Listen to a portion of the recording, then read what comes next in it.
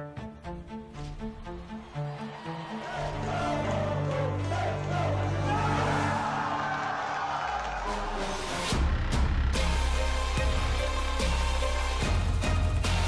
going to force the kill in the last second. Oh, right to the smoke. Look at him go.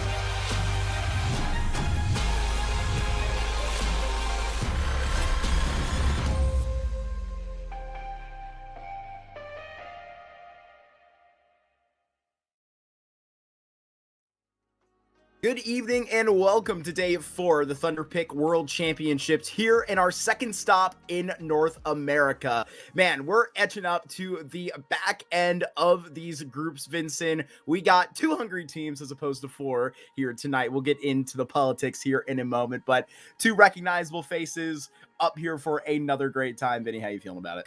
I'm feeling good. I'm ready to go. I feel like I've already had a busy day, so some Counter-Strike to put the finishing touches on it. Ooh, it's so sweet. It absolutely is, and it will be. Unfortunately, it's going to be bitter on our first step, though. We're going to talk about why we didn't pop up on stream earlier and, you know, the moves that did correspond. A little news story broke yesterday afternoon after seeing B-Wills and Ben Leet play for Boss over in the Revival Cup. They put a ring on it. They made it official, Vincent. B-Wills and Ben Leet join up to Boss. Obviously, you saw Snav join Getting Info. You need a caller out there, and Ben Leet was a number that they called, and I'm sure they're happy about that. You and I were just having a discussion in the green room. That's a really good move for Ben Leet. He joins a team with a lot of hungry players on it. Obviously, you know, the majority of that group, Darty, Slight, and Fruit Cup, you know, are waiting for 2 more experienced players to join them to bring them the rest of the way. But unfortunately, without that 5th player, Party Astronauts is cutting it out. They are unfortunately disbanding, and these 4 players will be looking for homes. Cameron, OG Wizard, Sacrifice, and Austin. Yeah, I mean, it's a tough situation, right, that they find themselves in, and I just hope that they find a good landing spot. Regardless, I think probably, enough about them. We have a best of 3 to get into the weeds in for the moment. And we got Supernova Comets going up against LycusEmpire, and you know what, Mark? I think that this is a good opportunity for the Comets, right? They've had some tough losses here of late, which has been kind of difficult to watch, as at least you and I, fans of this team. I think the issues that we've seen, not really regarding like firepower. This team has it when it comes to their ability to shoot back, but they get deeper into some games and it sometimes is a struggle. I think they shape up well against a LycusEmpire that unfortunately has been a bit on the downtrend. Yeah, against these teams that, they are themselves an advanced playoff team last season, I believe went 10-4 in advance. LycusEmpire were rocking it out in the last season of Challenger League and actually ended up placing pretty far. But awkwardly in that, they, went to LAN, and that was the last event that they did play with Evan Caw, and they did replace Frizzy. But the last, I believe they actually had Evan playing with them in their, singular ECL playoff match that they made the upper bracket and played against Nouns, which they were just shooting out of their minds that weekend, Vincent. They took care of business out here. And then the next officials that they walked up into was in that Pro League qualifier, which they got to play 3 best of 3s that I bet they were dying for. Yeah, and I got to see them a little bit in that Pro League qualifier. I watched them beat the Chicken Coop squad that actually took them out earlier in the group stage of this year event, which I think kind of goes to show some of the downward trajectory that I was talking about, a team that they comfortably beat just 2 weeks ago. They pretty devastatingly lost to, a couple of days ago. And that, includes some winnable games against Lag and, maybe a little less so against Boss. But regardless, leads us into a veto where it's kind of hard to find bright spots, to be completely blunt, for the LycusEmpire crowd. They're definitely doing some experimenting. The map pool change also doesn't help with that whole situation either, Mark. But Mirage has been a pretty standard good map, I would say, for the Comets in general. Ancient, I think that's one that I've seen this core for Lycus play a lot. I don't know about this iteration, and Dust 2 is where we're left as our decider. Yeah, it's a little bit rough for a team that did fancy themselves a bit of a Nubis, right? I mean, if you're out there in that position right now, you're going to have to deal with banning out Overpass at a certain stint, right before you are like likely coming in here and facing it down the corner. You can't, practice it and throw it in your pool. The only like North American team that seems to have done that is M80 so far, right? And getting into it, like it's going to be against Lycus to actually ban that out themselves. That leaves the Dust 2. That's going to be pretty great for both of these squads if it ends up going the distance. It's a lot of common ground that you'll find out there, but to the betterment of Supernova Comets, who against Aether had a really good performance. It was Empathy that started off on an absolute tear, but that thing broke down along the way. And to be honest with you, there are probably multiple things that I could point at, but I kind of wonder, what's going on within the VC. What is Inc telling his squad? What's happening with the calling down the stretch, and why aren't Supernova Comets able to consistently close some of these games? We thought it was very challenging in the grand finals versus Fury FE, their first time on a stage, sure, but it's a little bit awkward when you look at these series back to back versus Marca Registrada and Aether that are just so close, Vinny. I mean, and I had the privilege of calling that Marca Registrada game, and that's another similar conversation, right? Where it felt like Supernova really did have their hands on the pulse of that matchup, and it just falls by the wayside in a bit of a tragic fashion. So maybe something to talk about as we move forward, but we're going to get into the action first and foremost. Mark, it's an A hit that's ready to go, and it's very much going down now. Ready to see this one off on a positive note.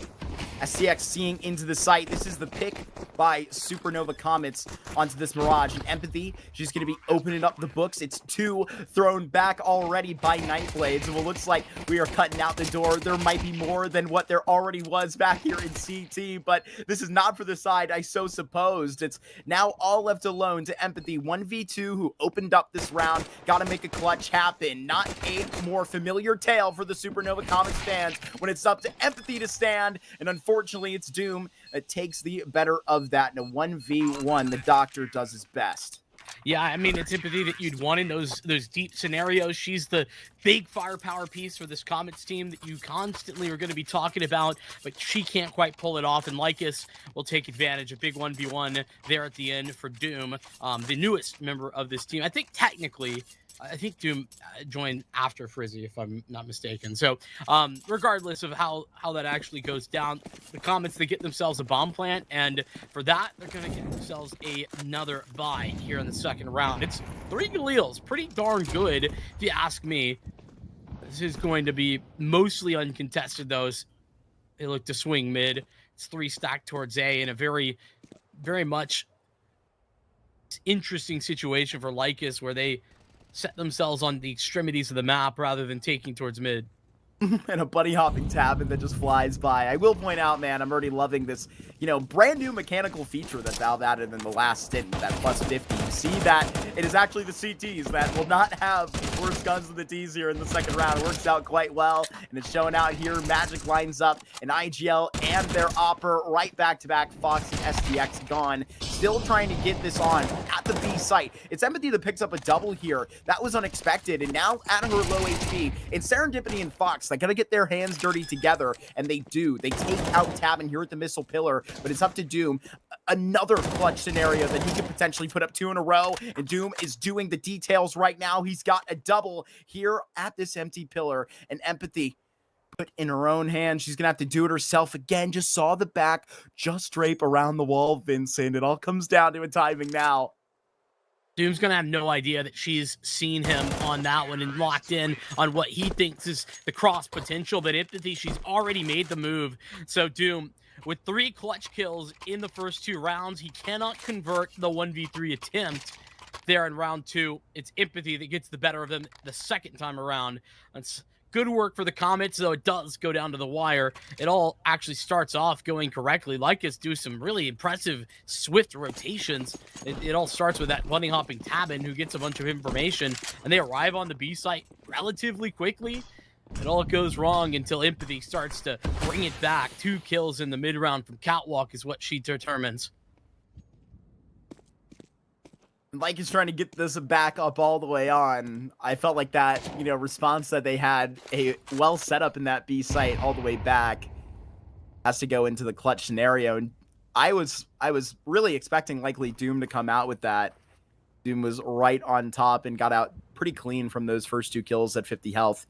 Here's Serendipity as an extremity player, and I'm going to put her in the spotlight a lot. I think there needs to be sort of more identity from, you know, the rest of this rifling core that's other than empathy to kind of brand where exactly you're going to be seeing some of the, you know, support kind of stand out versus where you're actually going to be seeing aggressiveness alongside. And obviously, I think Raven meant to sort of be the tip of the spear within calls like that. Here goes Empathy alongside.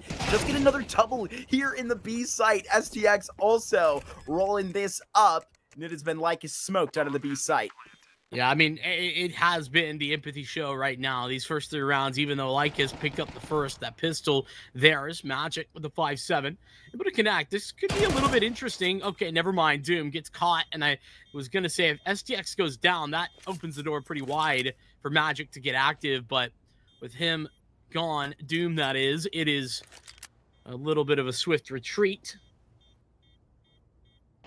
We'll go to a 2-1 scoreline. Magic getting out of this with Magic the caller for this LycusEmpire team. A long time been a piece of this puzzle. And I want to, you know, focus in a little bit on Lycus for a second, because, you know, ever since getting picked up by LycusEmpire, previously they were LFO4, and I think that unfortunately, Chill Guys, the Claymakers. yeah, there's a lot of names. I was Chill Guys was solid, man. What a time. That was a good name. I'll give you that.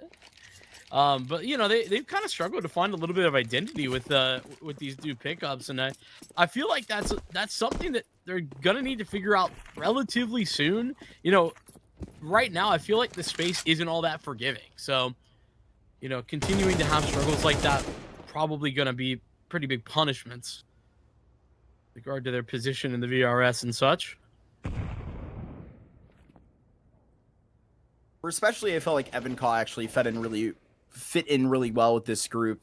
Empathy about to be responsible for the eco train right to her stop. It gets up to 2 tickets for her liking, and this should be easy for Supernova Comets to clean up. With the bomb suddenly down and this thing a problem, but falling to the level of the MAC-10, Tabin will likely be cleaned up soon. He trumps over with the rest of the squad. And it's just hanging around, Vinny, any moment. I mean, if he could actually escape with this AK-47, that would be a huge plus. He seems to want to stick his nose into this thing. You know, extra damage probably worth something as well. But no armor, no way to fight through that Molotov. And I keep suggesting as if he's leaving, but he keeps coming back, Mark. Keeps coming back. The Hungarian player. I was speaking to... I believe it was John on the broadcast where we were seeing them all the way through. And I believe the last time that I can't remember what flag it was for Tabin before. I believe it was changed on HLTV. They don't get it right 100% of the time. Definitely was. I thought he had a Russian flag previously. Yeah, it might have been a Russian flag. That's what I seem to recall. I could be wrong on that one. Don't come for me. Or in fact, come for me and let me know what it was. That's unfortunate. I was going to mention, I felt like he's a little close for having no armor, but I wasn't too sure. I didn't want to look silly. On Fort. I think that's where we can leave that one. All good. It is for the Comets at least. Lycus, they look up into their first gun round right now. And this should be all about the identity. I think falling into kind of better energy. I feel like Evan Caw, you know, is really kind of doing a lot role-wise for this group, kind of whatever they asked him to do, really. We'll get back to the, you know, discussion about it in a moment because, you know, we were looking for these entries all the way out from Supernova Comets. Didn't know that it was going to be Fox right on the front end of it with Raven. You do expect this from her, and she's going to be taking a whole lot of space here in CT, practically forcing the LycusEmpire to save. Yeah, domination there from Fox, and then Raven follows that up. It's beautiful, and honestly, not very complicated. Just straight up sprint out Palace and catch Lycus off guard big time, despite the fact that 2 players are there. I mean, Doom, he has all the advantages underneath balcony, and it feels like that was, you know, a gimme almost for him. But even then, Raven still bests him, and with that, you know, Lycus put to bed in this round. Gone, done, and dusted. Lycus, or excuse me, Magic and Frizzy are gonna save what they've got. This is some of the domination. I mean, you know, we talk about empathy and what she's already had. It's a really strong start, but you know, this Comets team has a ton of firepower. That's part of why they've been able to, you know, break through and be so significant. But it's been some of these difficult ends to games that have been the question mark. So early lead, it's not enough, but it's definitely looking good. They want to be the team that's going to be able to take that big leap, that big one next step in the ESL Impact playoffs that they weren't able to get all the way through last time. It was second place out to Furia in the finals in Dallas. And what is nothing short of a Cinderella run, but with all that the work they've put in, all the lands that they've gone to, everything that they've done outside of the Impact circuit to, you know, bring the rest of the group up experience-wise has really, I think, spoke volumes. It's Magic that invites them in to be, remember before this hold went really well out for Lycus the first time in the guns, led to an empathy clutch, still standing there in the 4v4, and a really good rotation that's right in by the Hungarian player. And Magic, he reaches in for a third in this round. It's going to be a really good rope up here, as now Fox and Raven are going to be left alone. I think this is the first appearance for the Fox AWP left empty-handed. Yeah, it is. First time we see it. Get a utility here to maybe force some sort of fight, but she's really reliant on Raven to kind of take the next step, and Raven does step right forward. Tabin might be in trouble, actually. He's worried about Raven, not worried so much about the AWP. Fox has the coverage, and with that, Nightblade might be entirely pushed off. No, he steps forward instead, met with mollies at both entry points. There's no chance for that plant. Fox gets off, but she's denied. The reload out in the open is ambitious. Leaves Raven into the clutch. That 1v2 starts but ends at Nightblade's hand. Really good attempt by Raven, but Nightblade was the one that deserves most of the praise all the way out there for, to be honest with you, seeing into a fearless situation, sprinting through that Molotov, you have to confidently take those fights, and the Nightblade does. Really good stuff out there for a confident CT rotation, and Tabin's squad gets a see into Tabin picking up that AWP for the very first time here on the CT side. I think there's been some up and down moments from Tabin, like in general here. So, you know, watch out for him. He's a little bit slow to activate, but certainly going to want to keep an eye there. That 2v4 seemed so viable, even making it possible. Fox continuing, but Nightblade, you said it, fearlessness was absolutely the name of the game. 2 Molotovs that he disregards, and brazen on his reload too. Comets, claw back, make control. Early into round 7. Shaped up to be a split. Fortunately, Fox sees but cannot convert onto the stairs player.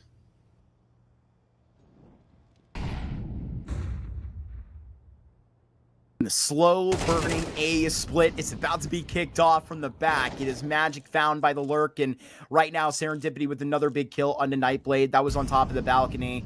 All alone is Tabin right here and waiting for Doom to try and lurk through this. STX decapitates, and this is going to be a really great take by the Comets. Probably the cleanest that you've seen on this Mirage yet. And Tabin and Frizzy are going to have to get out, but they're at the mercy of Raven right here, who's going to take these fights, and looking like she's not going to let anybody live.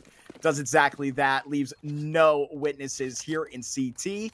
Supernova Comets are off to a really good start here. And to be honest with you, there are signs where it's a really good start from the Comets a lot. But to be honest with you, to say that here at their 5th round was probably their best result that you have seen in terms of the execute, in terms of it all sort of working the way that they wanted to with the lurks, finding those kills at those points, Vincent, I think you could be really happy about this. So it's probably all positive notes from Ink here in these 30 seconds.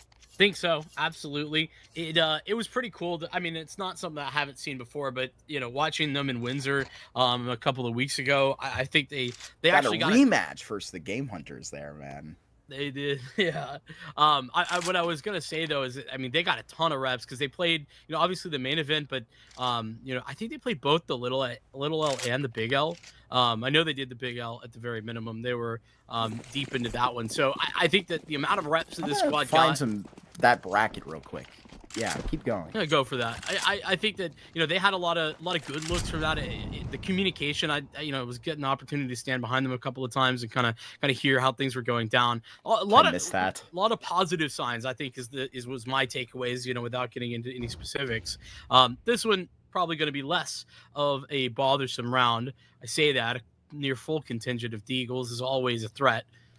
Can't put that one to bed immediately, but Nightblade shows the shoulder.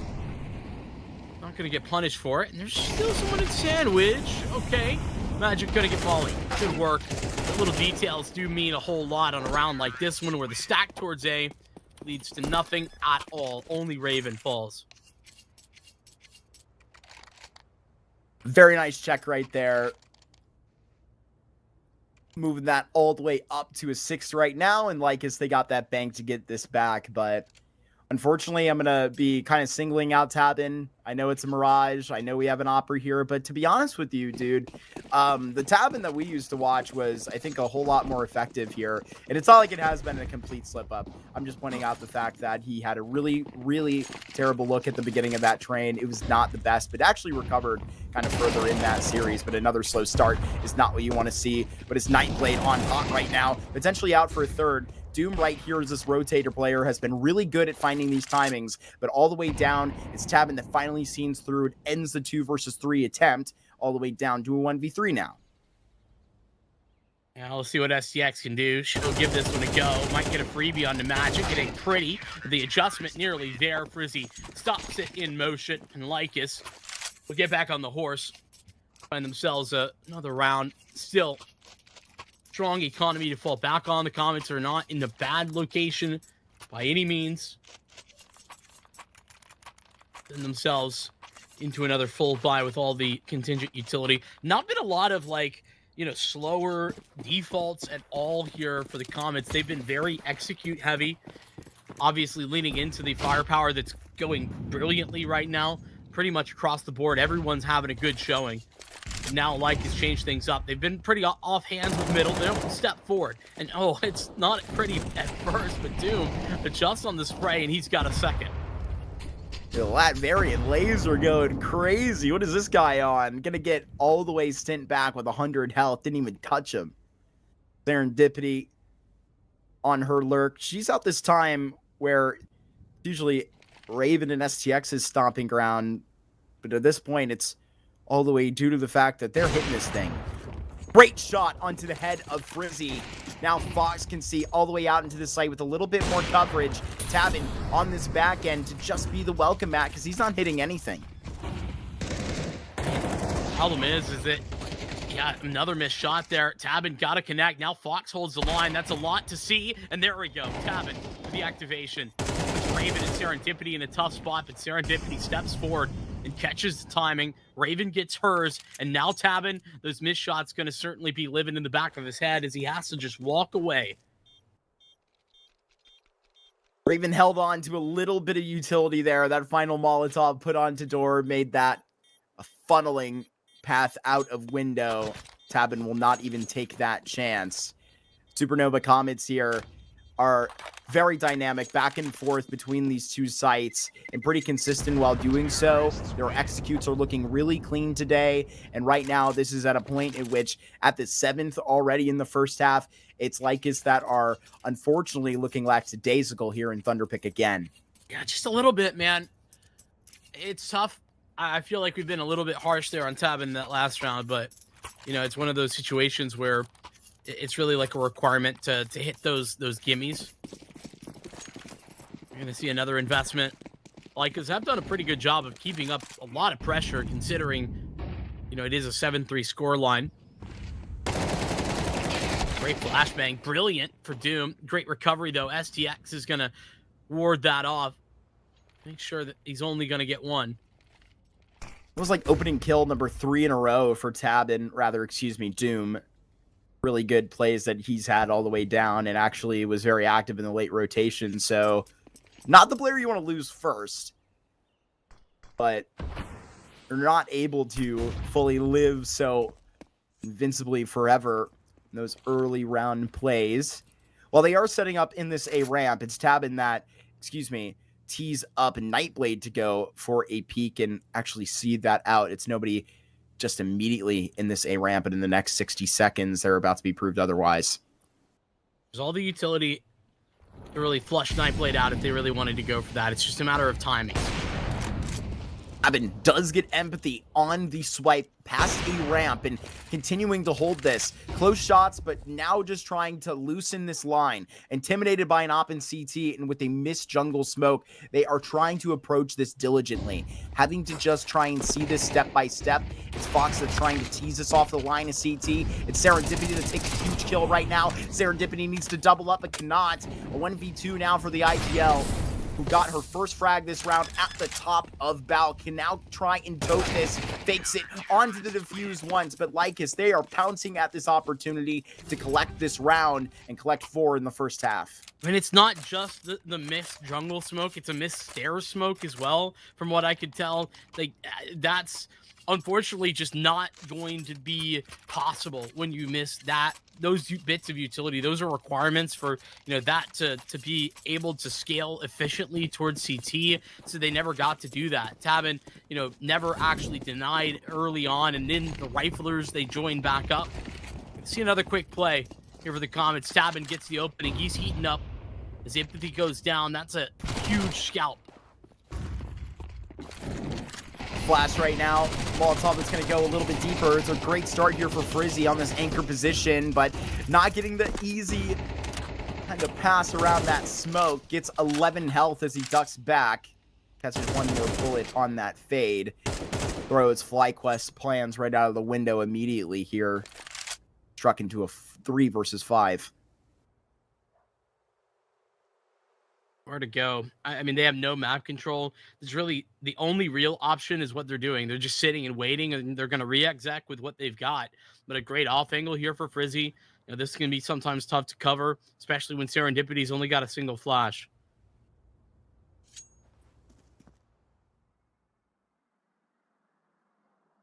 Frizzy at 11.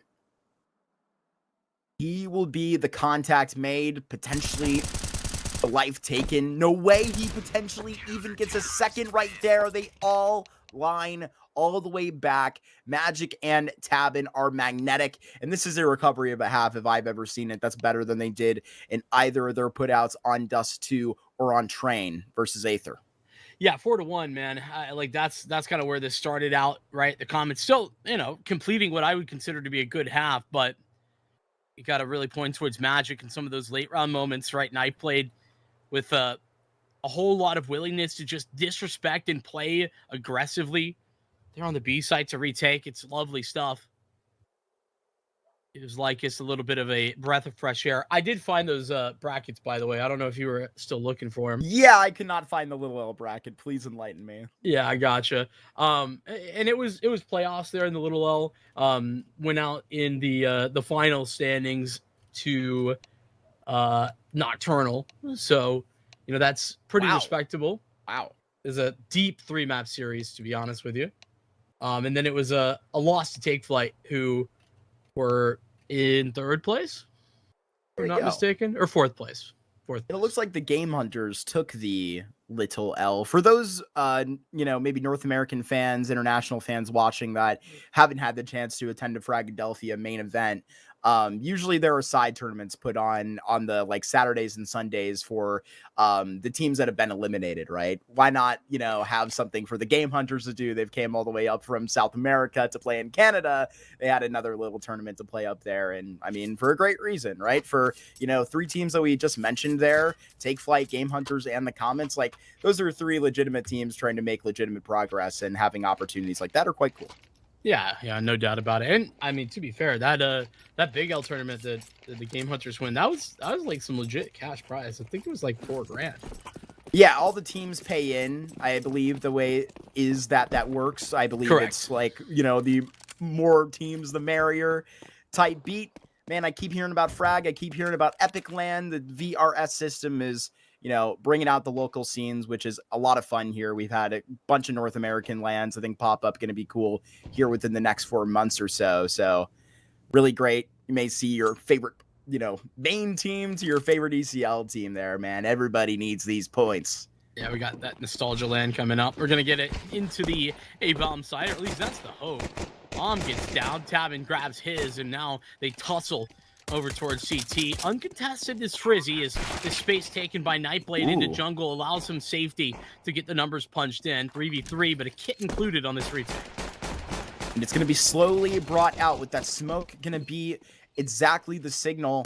Empathy now going to make her contact. She's trying to spam into the smoke, but the nade travels just far enough. Nightblade here can pack up a double, all left on to the IGL, rather the up with the P2K and the kit that will not have to be equipped. It's dropped right onto the floor, and it's one round that separates Lycus from the Comets now. Yeah, they take that pistol, the second half going at least a little bit better to start the first one for LycusEmpire. Nightblade, another guy that, like, to be honest with you, I feel like we've seen a little bit of a drop-off. I don't know if statistically that's necessarily the case. Oh, no, it definitely is. You look at his last 3 months compared to, like, what the expectations tend to be. It is a little bit significant, the difference that we've been seeing. So, it seems like a little bit of a transitional period right now. Lycus trying to work their way out of it. That second pistol victory, even though they didn't get all that much off the first, is going to be just the ticket.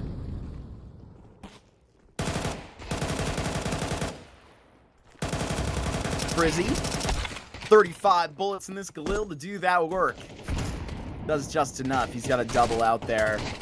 The rest of Supernova will be submitted. Empathy is dropped by the MAC-10.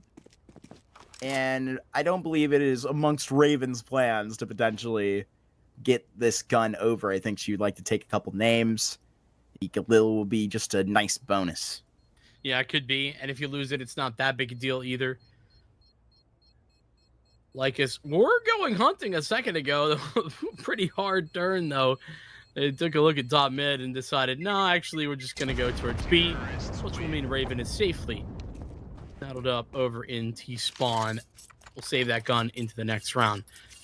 Tied scoreline, though. LycusEmpire, that recovery that I talked about, them starting in the first half, it's completed. They're right back in it. They're right here, ready to roll. Fantastic performance, there from Doom to kind of bring them into that. He was super active in the early stages of those CT rounds. Now we look to the T side. We'll see what that looks like, because now he's got a little bit more help. Yeah, we need to see that urgency back here for Supernova Comets. That was a big feature of the Chicken Coop game, and both of the best of threes that we got to watch them bring a flawless route to the playoffs there. Magic and Doom open this thing up, and they're just trying to take this next space. The IGL is completely blinded as Fox gets one kill, then it's burned out. That's a brutal result. STX doubles, and now this just puts a flash in the pan to be taken seriously. This round is opened up, and here with all of this to be put in front of them, it's still going to be out here such a hard round that Supernova Comets are going to have to try and get this down with. Here comes a nade, and that's just going to fly right over. A second here, they can completely throw Tabin away. It's not close enough.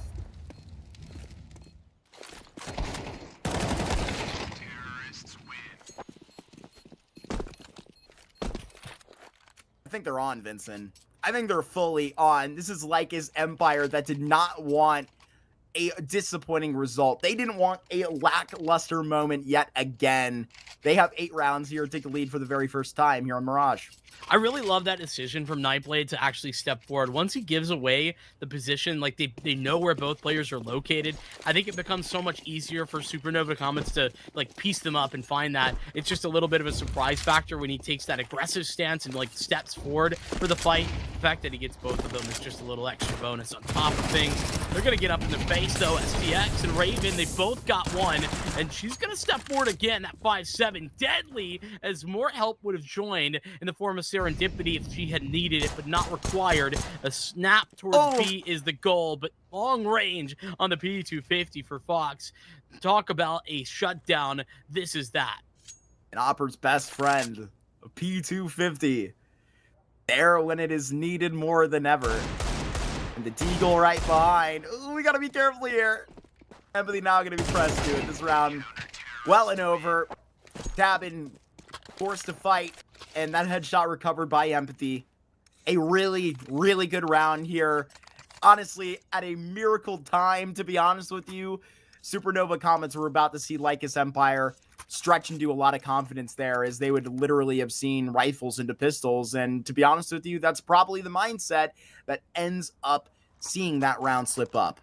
Yeah, I mean, it definitely is part of it, but also just like that little extra cash. I feel like that's a good example of how that, the extra bonus here for the CTs is actually really paying dividends. It's the fact that they can afford a couple of MP9s and, some flashbangs and utility to support that undertake. And, there's just a little bit more details to it because they can afford those extra flashbangs and such. I think that that's actually something that I'm starting to notice more and more, is that these force buy rounds for the CTs, or half buy rounds more accurately, are a whole lot more potent.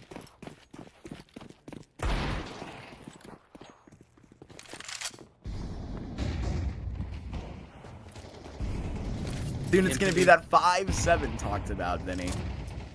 I'm gonna say I like to see Empathy actually taking a more aggressive look towards mid. I know that just in window you're easily gonna get smoked off, but it's this like duo, right? If Empathy were to take that contact and then Fox comes in from catwalk, I think that's a good little bait and switch.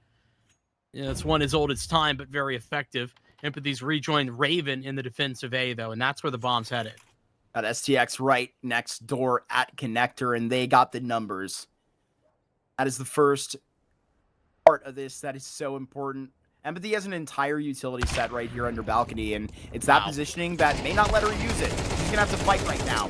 Empathy, always good for a double, but then going to be just traded out. This is in good standing right here for Lycus, and likely a position that STX might have to just aggress. Takes the passive pill and now waits for a bit of a rotation. They have Fox here right next door. Turns out it's the entire team that Tabin might be taking. STX all alone, and then Doom wall bangs right there on triple. It is Lycus that came right back to play, and they did not let that eco win fool them. No, not fool them, not get up in their heads either. It's one of those where it can feel very frustrating when, it's a round you're meant to win. Right, and those expectations get hit with the brick wall that is reality, and it comes a little bit more frustrating. But we're gonna get Ink back on the mic and see what he has to say as he talks things over with the Supernova Comets and tries to help figure out what's gone wrong there. I think that you actually noted something really interesting. The amount of utility that Empathy had there, I feel like that would have been great to drop over to Raven and let Empathy take the first contact and then use that to be a little bit more supportive of her. Despite that fact, Empathy gets a double kill. Regardless, it's small things like that I feel like maybe missing a little bit from the CT side here.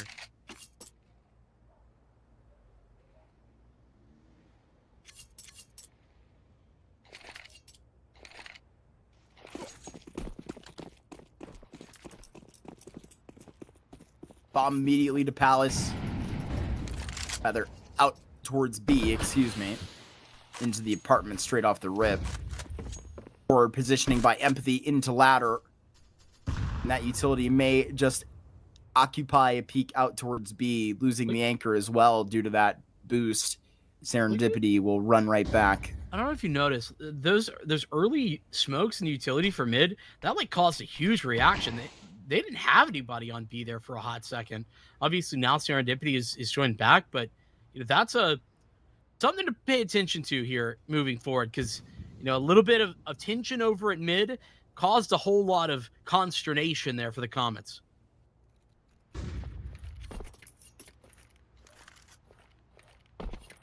And really the only active part of the Comets right now is Empathy looking for this information. They're stone cold still on A. And for good reason, too. They haven't had reason to actually, go ahead and press this back. Because now maybe they're considering a ramp take. Here's the utility. And it turns out we got 3 players on A. We're fine. We got the setup. Supernova Comets, they're just waiting for Lycus to see into details right now. It's Frizzy that's going to be 10 HP on this lurk, and they've got their priorities straight. Find the tail of this, and then try and pounce on the rest. Is Fox aggressive out of CT at triple that's trying to avenge the previous fight versus Doom, and that's exactly what she's bringing to the Empire. A triple out here for Fox before she is dealt with. And now a 7 HP Doom. I'm not sure left to do much here. Pretty impossible task. 10 seconds to make it even worse. And they find him. I mean, that's just incredible work from Fox. Feel like, you know, a lot of passivity the last couple of rounds from those A holds. One player more aggressive. Talked about empathy, you know, under balcony and such, but a lot less of that from CT. Fox just steps forward and dominates the opposition. One by one, they come out, and one by one, they fall to her scope. Lycus dig deep. Their final tack is invested. See what Magic can rally. But with a lack of significant firepower, this round seems far more unlikely. When I really don't love how uneven this money is.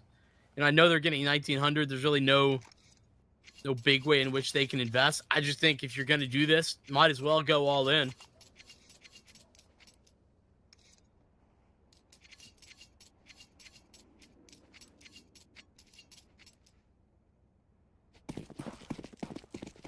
Gonna be a darn good strategy that's been drawn up by Magic here. Top mid smoke, not window. Oh, they did have a window as well. Excuse me. It looks like the idea might just be to swarm, get into connector.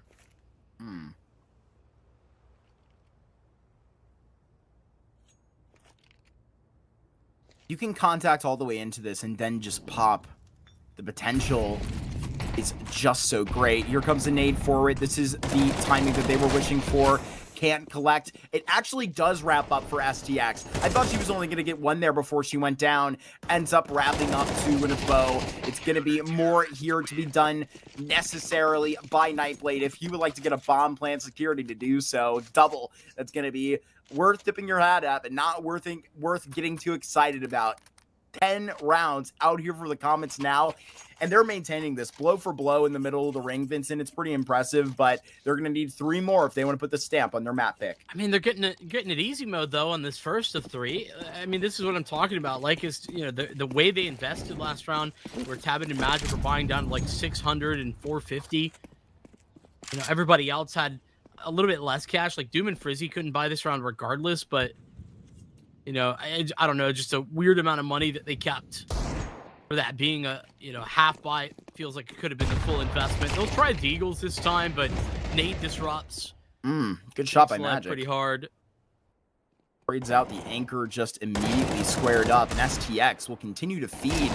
It's honestly a really great game out here for STX as she finds her way to 20 kills, continuing to stay in these rounds as they go late. STX has been a life that has been prolonged here in, you know, a lot more important rounds than what we just saw. Being very active as that player to do so much in a, you know, position that is requiring a lot from the player that's also calling for you. I know this is going to be, you know, brought on to the players of the Comets that are, you know, experienced. They can dictate their own positions, but right now it's STX keeping control of a lot here in middle and performing well. Yeah, I mean, I'm impressed to say the least. Fox has been heating up as well. Grabs another one. Continue? Yeah, this is ambitious. Ooh, but she gets away with it too. Fox. That's some incredible aggression as Frizzy eats the nade.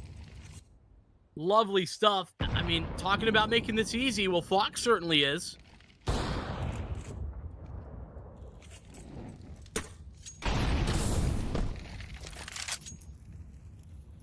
Love to see the confidence going for a hop over like that. Comets are really operating well here. You know, to big base, there's no reason to get jumpy at it. But they refresh the positions. STX stays curious in middle and has serendipity to back her up. They do wiggle a little bit here, but it's for information. I mean, to be completely honest, I don't even think they need it. You know, they have the numbers advantage to this extent. And it looks to me like Lycus are just going to save this. I don't think they're actually making a move here, Mark. I think this is actually the right call, considering that otherwise they really wouldn't get another real gun round. Here, 3-round loss bonus, if I'm not mistaken, means that they should be able to buy.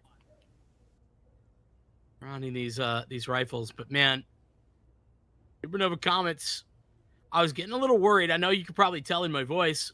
we kind of talking about some of these difficulties closing some games. Well, big wake up. That one round is the turning point where they have a half buy.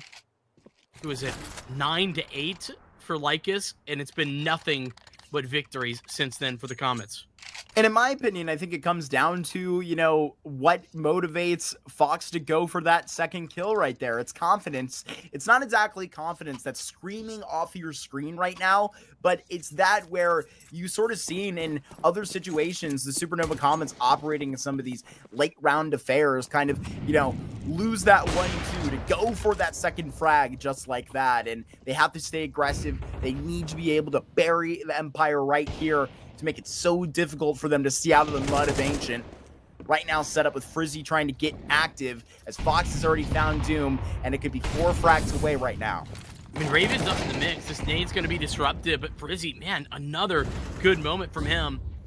He's able to stop the problems from brewing. Magic takes Fox out, so now it's no threats from CT. That rotation's coming back in the form of Serendipity. STX and Co, they have arrived.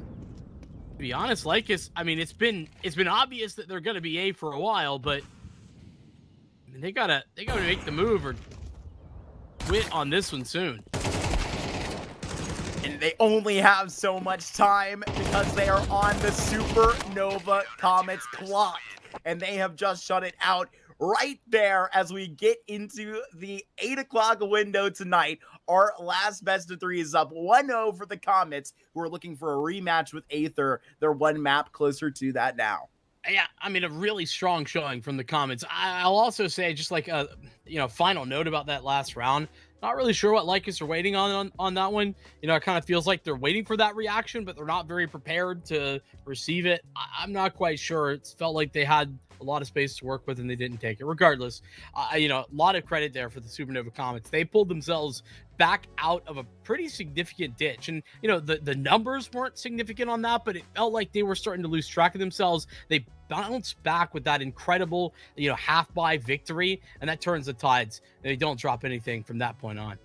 Yeah, and I wonder how this ends up if you don't see a round like that, but I'm going to give credit where it's due, right? I mean, you need to give it to STX, you need to give it to Raven, and, Serendipity wasn't exactly screaming off your scoreboard, was a really big part of a lot of those rotations into B, but, the site duo there at A, STX, and Raven, we're doing a lot of impressive stuff. And to be honest with you, I can rarely even call them the site duo because of how often they're actually just playing 3 players on A, with Fox just there predetermined. And if it's not her, then it's Empathy.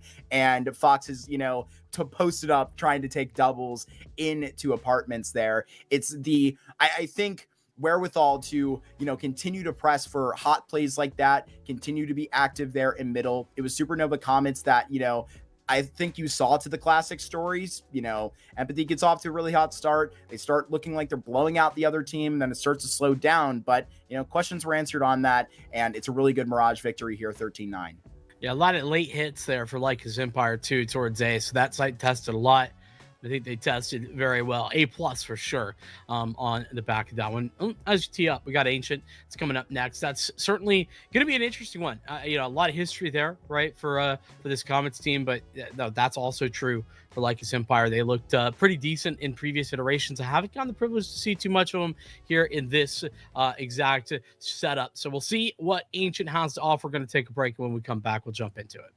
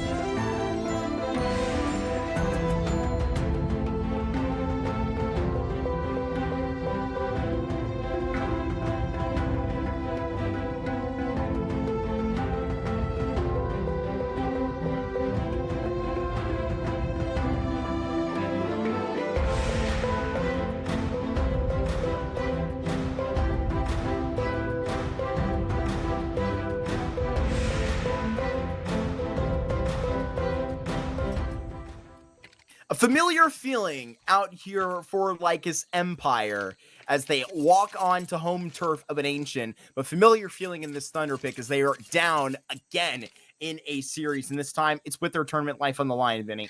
Yeah, and listen, I think that Lycus having some troubles. We talked about them. Ancient, whether they've been comfortable and in the past, they're going to have to get comfy and get comfy fast, because you know what, man? Comets are good on this map. But, Oh my gosh. Doom is deadly! 3 kills instantaneously. That's despicable. And he just fades away like it doesn't happen. You gotta at least get your get back on that. They get the trade straight up, and there is not a world where this goes the Comets' way. I'm afraid you would have to one-up the Doom triple, and it just ain't happening. Lycus, they are quickly reaching into their map pick and already got the bag. I mean, Doom the Destroyer, man. This is 1, 2, 3 taps, and he's out of there. That is Lycus on all 3 pistols this series thus far, by the way. Interesting little note to end that triple kill. We get a force buy. The Comet's not done yet. Not necessarily. This is no palm plan. You don't really usually see this, to be honest, nowadays. Yeah, feels a little bit more bold. But it's a late take towards mid. I really like this motion from them. I think this is the right move if you're going to do something that is a little off like this. It doesn't catch anyone off guard because Lycus are passive in mid, but they do get a ton of space to work with. You don't call it a force for nothing. You're these Tech 9s trying to just try and get this space out from house, and it's not exactly going to be handed over for free. Second player here is now going to peek, and Magic is just automatic right here. The rest of these players are just spread apart one by one.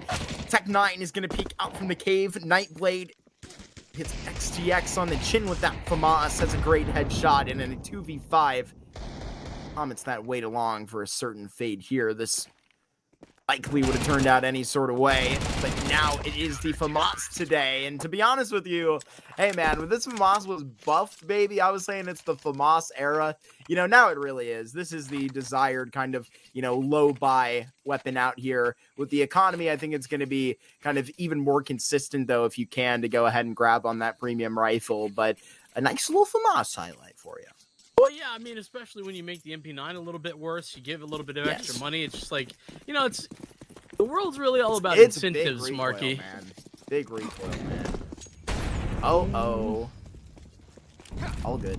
Well, I hear the nade police is out of a job. I think he might be on the Nightblade's case here in a moment. Looking for a new unit. Gonna slap the cuffs on. Gonna get that guy out to another Fragadelphia, to be honest. No kidding. Brizzy was right alongside with him. He was with another team over with the Chicken Coop at that time. And I don't know the official story, but I'm putting 2 and 2 together. He was at that LAN. Probably saw him, dapped him up. You know, they're like, I like the cut of this guy's jib. And then Evan Cause said, I'm a step back for personal reasons. It's actually good to see him playing again. He's playing with a team called SBE over at ESC8 Elite. So shout out to him. He's back active. He's playing with Trojan, a former LAG member.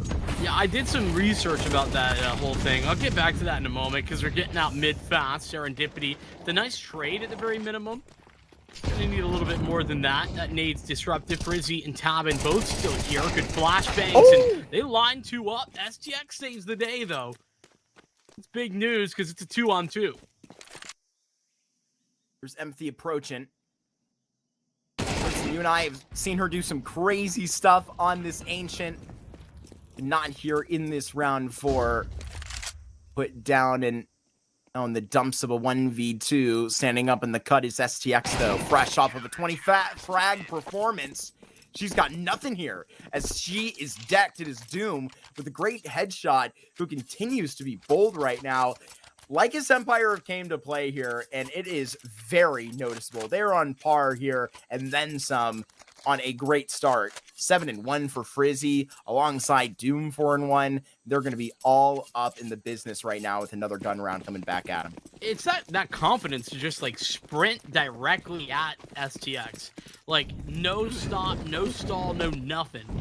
That's what I think is so deadly and something that's going to be impressive. Supernova going to spin out A. Frizzy on peaks and got another lineup. Frizzy is farming. That's his 9th of the game. Fox has to bring this back one way or another. Only AK wielding member right now. Tabin reloading, but prompting up Tabin to go for more of an aerial peek. Has his opposing AWP player out of the server, and it will be Fox to be kicking herself for that right now. She had all the utility to try and refresh on this. What the hell is that from Dr. Doom? He is reading through the magic of this right now, as Magic will be watching from the heavens thinking, how the hell did my team just retake this? I mean, that's a fantastic find for tapping up over the top of the smoke, but what in the world? How did Doom see anything? That smoke was getting ready to fade, but it wasn't fading, not yet, at least. Oh my lord. Doom put some one after another into the kill chamber, and Supernova Comets take a timeout right afterward. Not been ideal for them. 0-5 to begin Ancient. T-side can be a little bit of a drag sometimes, but this is a whole different story, Mark. This is Lycus' story finally here in this Thunderpick North American series. The best that they have played the whole tournament. I know this is only their second best of 3, but it's been 3 grueling and, I mean, really uninspiring maps. This is a different brand of Counter-Strike completely, and I think that they are going to be feeling it. The energy clearly flowing for the CT side right now, just wondering when they're going to stop. I mean, Lycus had a little something in that Mirage. I think it might be a little unfair to describe it that way.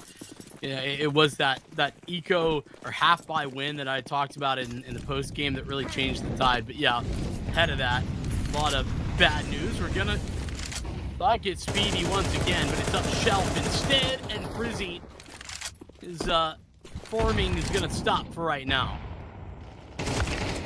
Leaving Vaughn alone on B. Doom gonna be swept out there as the entire door kicked down, and we are wondering when Lycus was going to stop. Turned out to be in round 6. Yeah, I mean, to be honest with you, just a little bit of, not even an overheat. They just are playing this aggressive style from the very beginning where they take, fast fights up to Shelf. And sometimes that's going to go wrong, and that's one of those situations that it does. I think that the Comets slowed themselves down a little bit. They had been worried about more mid-control. This is the first round that they had really entirely focused on maintaining B lane from the very beginning of the round, and once they get those early kills, it's a pretty free round from that point on.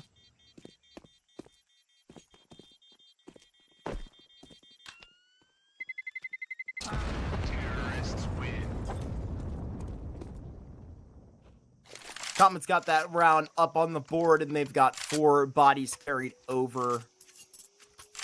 As a rebuy on the board for Lycus. They'll have another one of these in the pocket in their streak. I'm looking across the board here. It's literally Frizzy who leads the board with 3 deaths. There's multiple players here with 1, as they've gotten across the board pretty clean here at the start.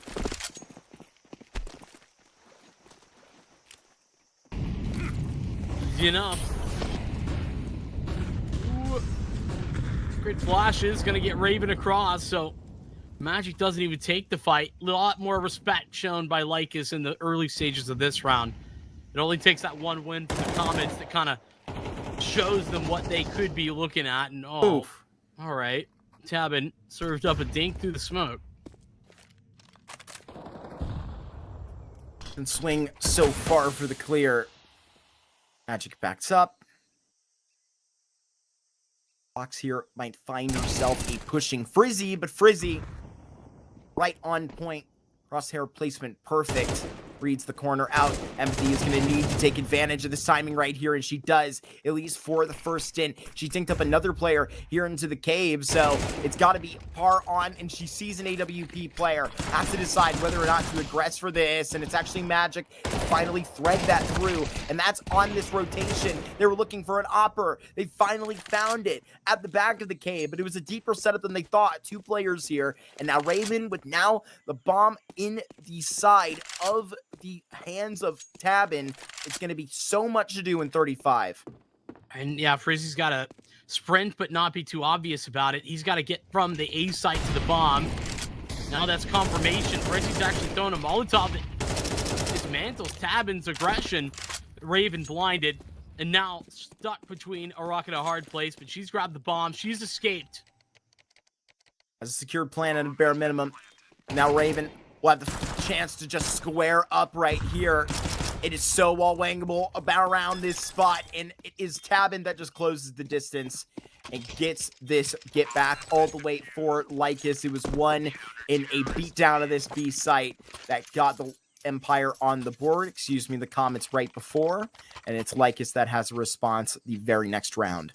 Yeah, a little bit separated there, the Comets, right? Frizzy goes investigating. He finds his individual kill in the extremity towards A. You know, that's something that's a little bit different. We haven't really seen very much commitment towards the A site like that, you know, very often, at the very least for the Empire. And from that point on, I think it's a little bit of a good setup in Jaguar and Cave that helps dismantle the Comets. Another buy round, though. They play towards middle, at least with regard to the utility. They get house smoke at a minute 30. Of course, Tabin to play respectfully of that.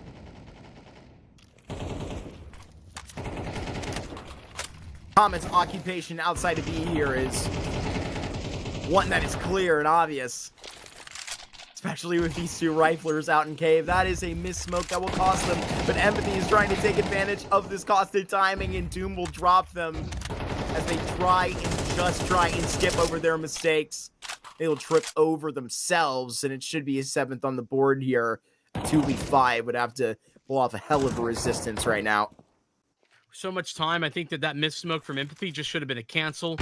Instead, it's a speed up, and the Fox gets her one. Magic instantly trades back. STX, a 1v4. Well, it'll start, but it ends not as quickly. Lycus taking 2 steps forward after they get pushed 1 step backward by Supernova. And yeah, I feel like, you know, now might be the time for, you know, another timeout for the Comets. That decision for Empathy, I mean, her decision there basically forces, I don't know who the second teammate was, but they have to go through. You know, otherwise Empathy is just sprinting in for nothing. I think that should have been a slowdown rather than a speed up. I think that is a perfect call. Yeah, I do not kind of disagree with you in any sort of sense. It was all on the line, and a confident brand of Counter-Strike that they're, you know, going to continue, but maybe even to their faults as they continue to try and bring this in fast style. It's Tabin that will continue to add another body onto the pile. And Raven and Fox, they've gotten 2 back-to-back, but Frizzy just finds out of his positioning deep into A main. It takes 32 seconds for an 8th round to pop up on the board for the Empire. Well, that's something that the Comets are going to start to hopefully recognize here, is that Frizzy's now very consistently getting aggressive at A. You know, occasionally they've seen that, and, you know, like I said, I think a good time to get ink back on the mic. That's exactly what we'll see into the next gun round, that last one in the eco, so you're not too worried about the technicalities or whatnot. But 8-1, Mark, you know, at what point you started to say too far gone? You know, we're kind of approaching that ballpark if the Comets don't get going soon.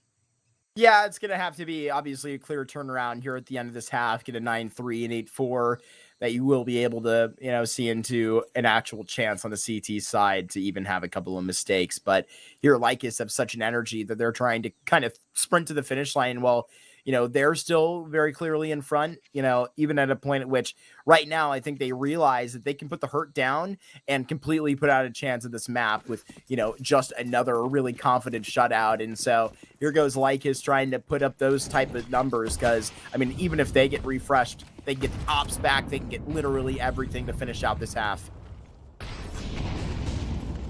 Yeah, forward hold on middle. Big miss there for Magic, but Frizzy makes up the difference. Nightblade's going to take the timing, and now problems brewing for Fox as well. Oh, Fox is actually the one to get the refrag. Make it double. Tabin's alone.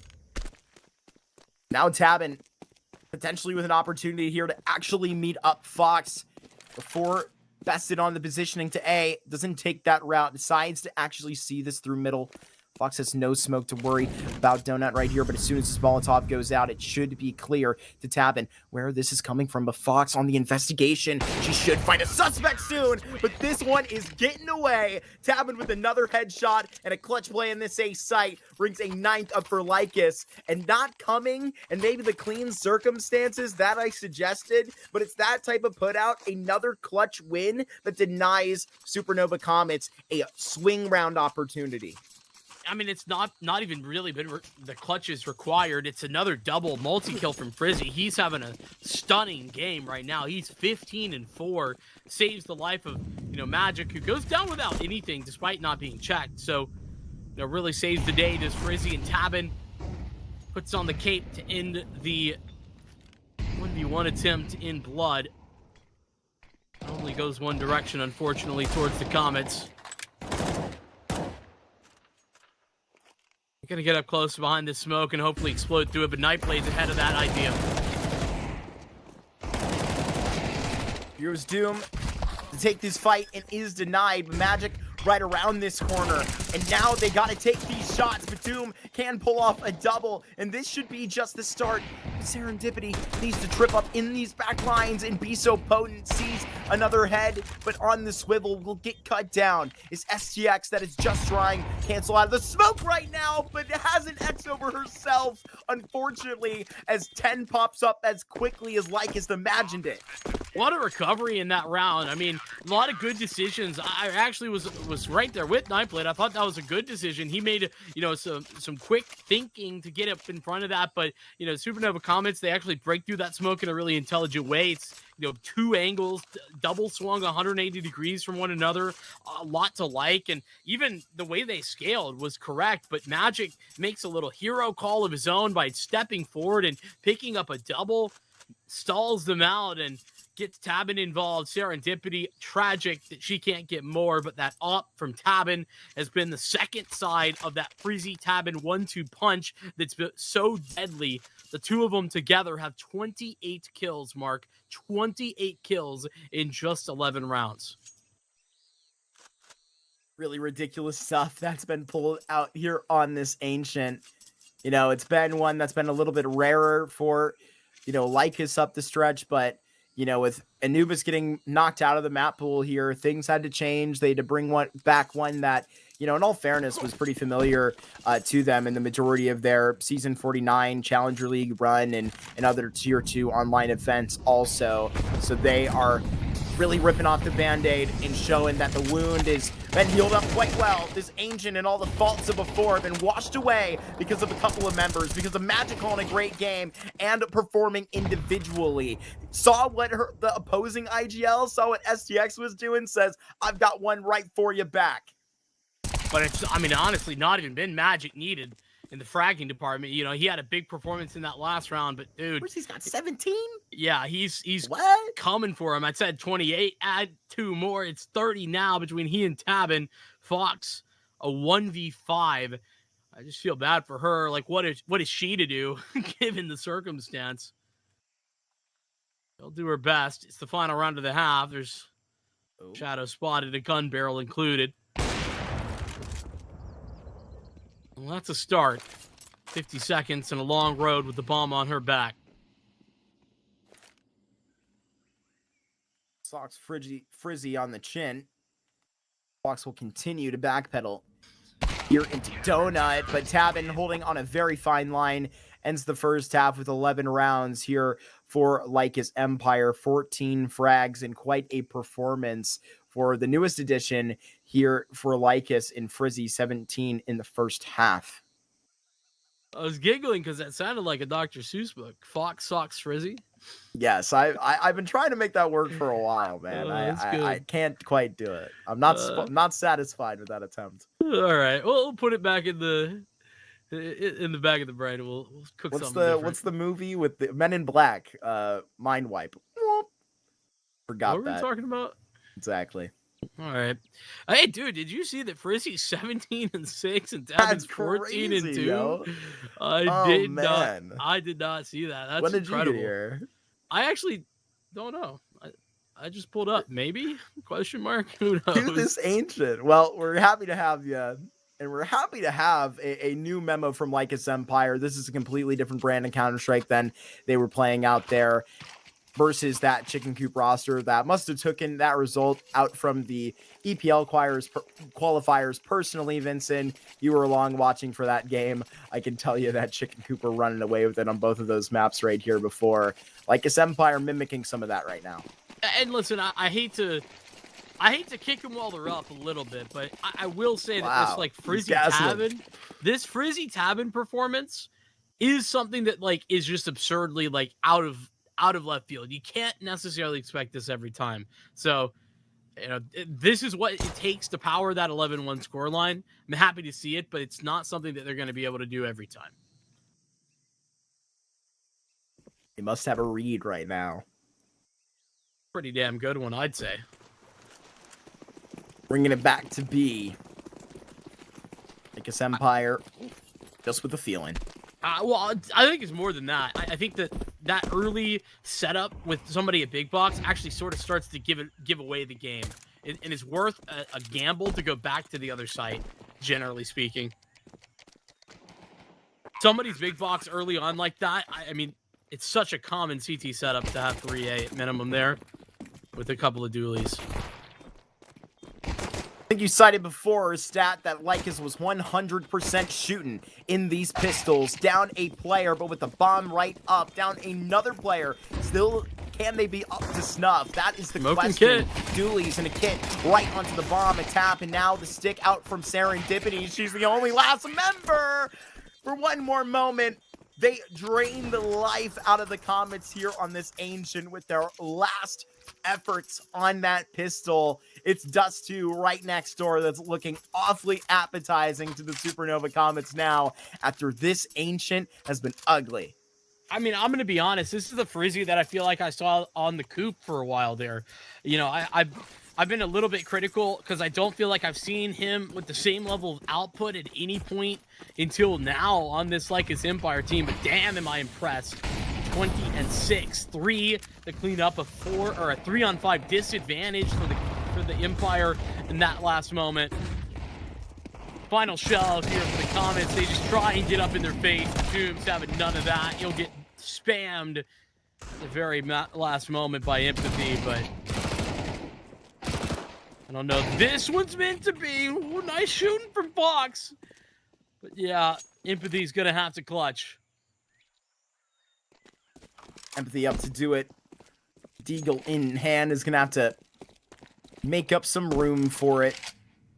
All the way over on the other side of the map right now. The bomb will be planted. Now set to fight for it. Full HP. Practically onto Frizzy as now contact is made on the tease through the smoke. That is a really good start for Lycus here as they can mimic this all away.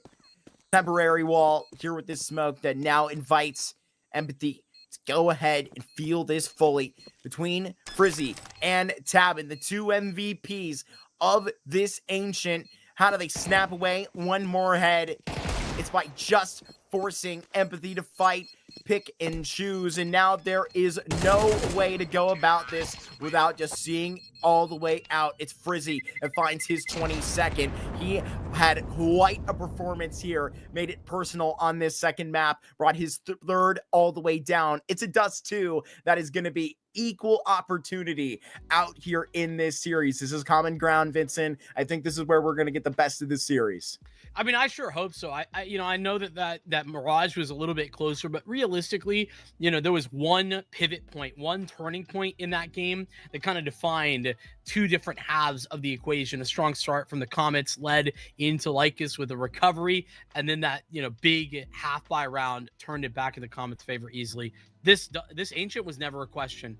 I mean, realistically, I don't think you could even lay any blame on the feet of the Comets when Frizzy's going that ham, when he's got Tabin as a second man. I genuinely don't know that there's any real way to win that map. It's just Frizzy having a map that he determines himself. So yeah, it's gonna have to be Dust 2. That's where we get, and it's another deep game. I feel like this is kind of a beautiful way to end this story here in this group right now, because it's been two teams that have something to prove, and it's in two fashions that I feel like they're trying to do it right. The Comets deep into a series, it's been times like these that they've struggled to find a close, and for LycusEmpire, it's that firepower that we just saw that I haven't yet seen. That's a beautiful storyline to help determine who moves forward and who doesn't. I really like what you mentioned, bringing up, in previous teams, I think the roles that, Frizzy was showing, he sort of played the same roles on After Hours and Chicken Coop, where he was like putting up big performances like that pretty often out there. You and I had seen them, farm some collegiate players over on Fisher College out there, put up big numbers. But I gotta say, that's really refreshing. And I think for him kind of pounding his chest, and especially, dude, I mean, he's playing out here on this A site, right? Like, he's not going to have a 24 frag performance every single time in this Ancient. You are picking on the right players, and right next door to him is your Opper headed to a Dust 2. I don't have to spell that out for, I think, anybody. They are lighting up in the places that they needed, and right now this has gone from 100 to right back down to 0. I think with the way that you finished that Mirage game, I think it brought kind of a lot of character up that we were talking about in those storylines for the Comets. But then it's like 13-1 right next door, and I really don't know how to read that other than negatively. Yeah, well, you talked about the character that it brings up. It's time for some development. We're going to see what we can do on Dust 2. It's that right after this break.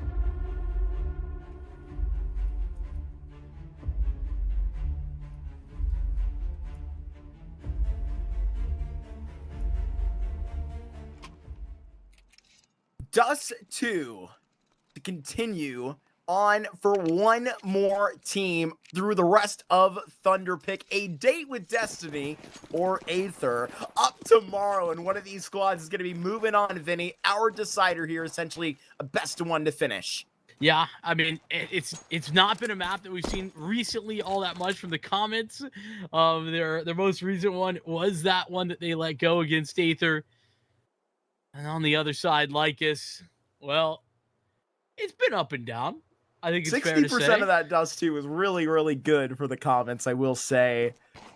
But it was one that was kind of weirdly, I think, thrown out a little bit, considering some of their runs at Impact and whatnot. They have a pretty deep pool that they're able to reach in. That's why they're such a dynamic team here fighting in these pistols. It's been an adamant project out here for the Comets because they haven't got a single one. Here is Empathy taking that into her own hands, and she could potentially take an ace into her hands. Magic running up this catwalk and already decked up. It has to be the ace from Empathy, and it is. Empathy with all 5 here in this pistol round as the Comets kick down the door in this third map. I'm telling you, Mark, it is a date with Destiny. That's the way you put it, and I gotta agree. This is exactly the type of bounce back that you'd love to see. The Comets, right? Basically nobody got their foot off the blocks, right? The go button was set, and nobody really started. Well, Empathy, she is not down for that twice over. 5 kills in the pistol round to finally break LycusEmpire's 4-round stretch of pistols that they've dominated this series. Popping right out of that long smoke.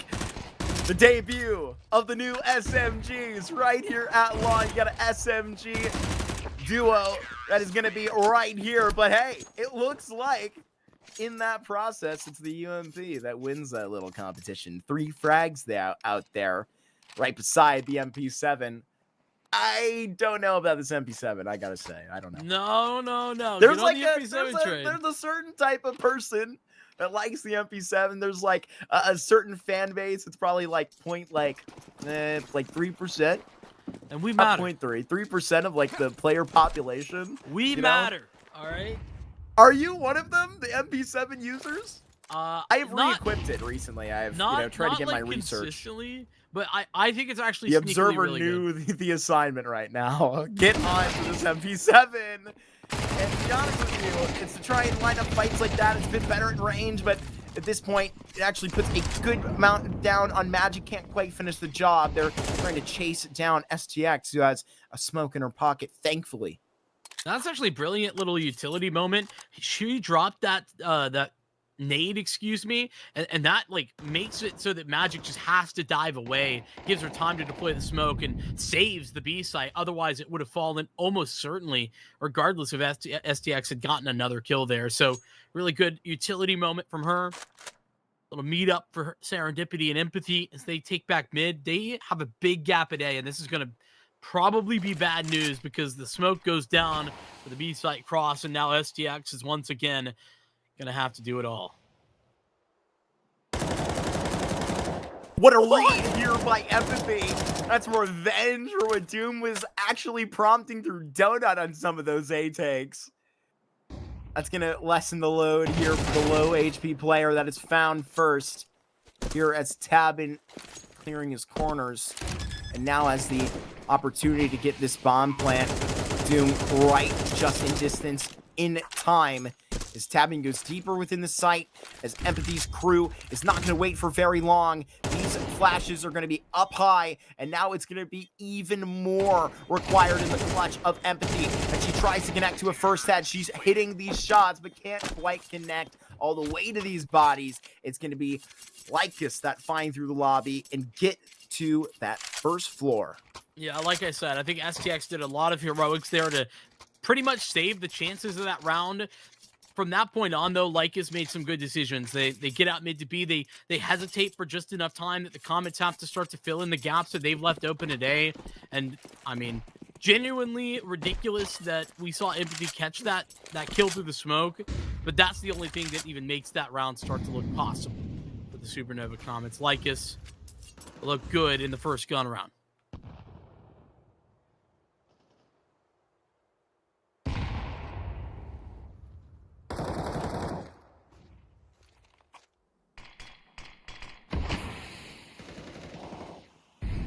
Nightblade put out for another 10 seconds on that long door.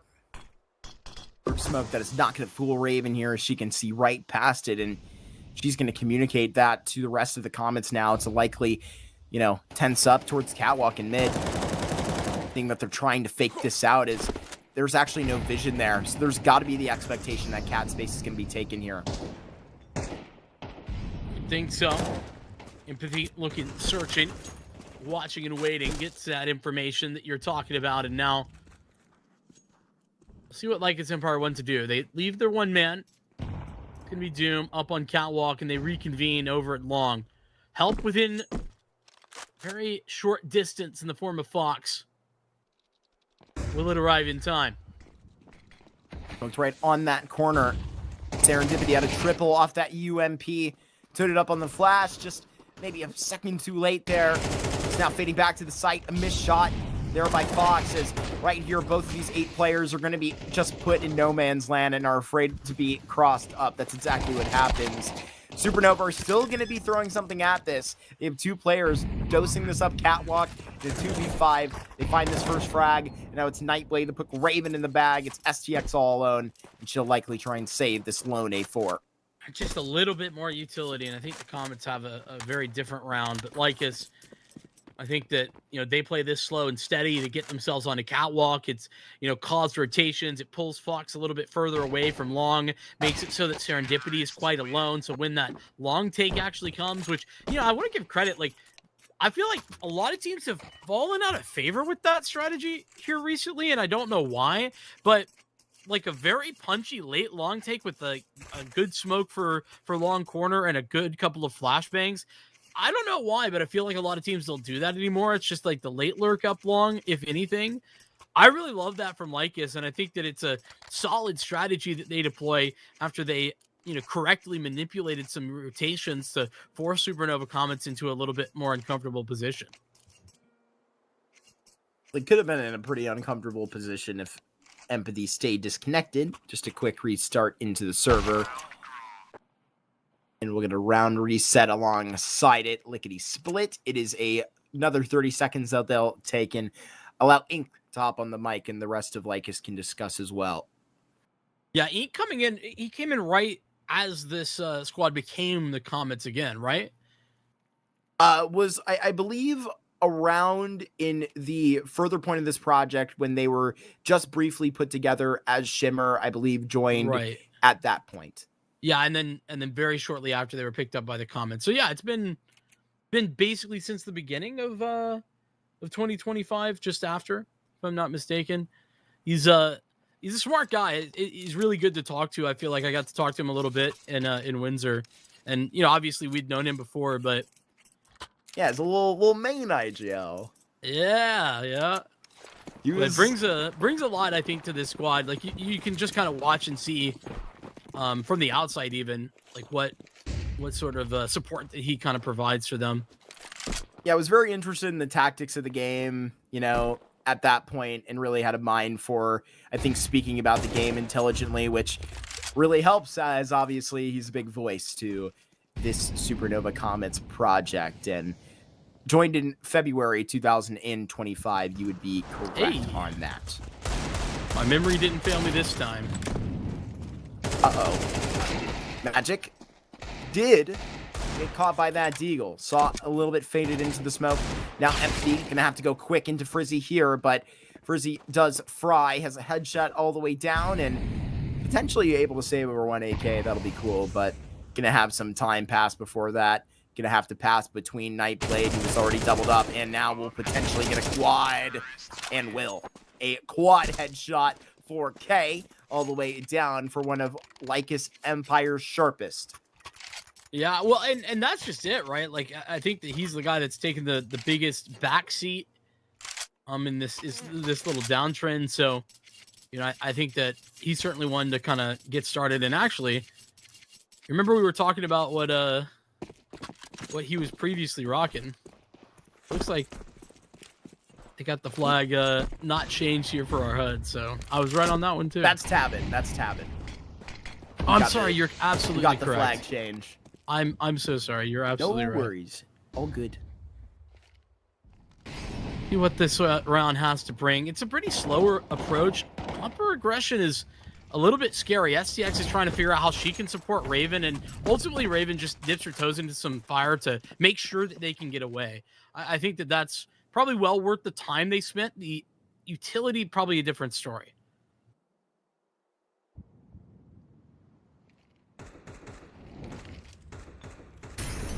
Only deeper. Empathy can't back up off of this. That was to burn a bit on the retreat. Oh my gosh. Decision there is not a great one. Falling even, still has the feet to do so. Healthy enough to land and still stand. It is the rest of the Comets that are finding their way through. Is now in the mud. It's Nightblade and Doom that will stand up here on A. One check up, and they actually do get a good opportunity as it's now the full HP Doom in the clutch, but it's Empathy even gets that kill further on the Molotov. That is a tough one. All tied up at 3. I don't know, man. I feel like there was some wild decision making in that round for the Comets with regard to like stepping through those mollies, but I mean, I can't argue with the results. Lycus lose out. Find themselves back against the wall. They're going to have one more purchase. Strong standing.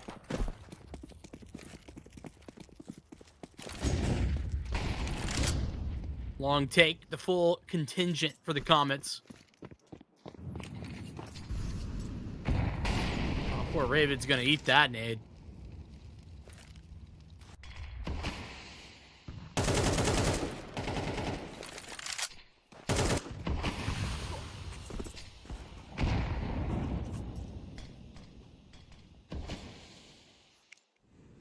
Deeper smoke heads that direction.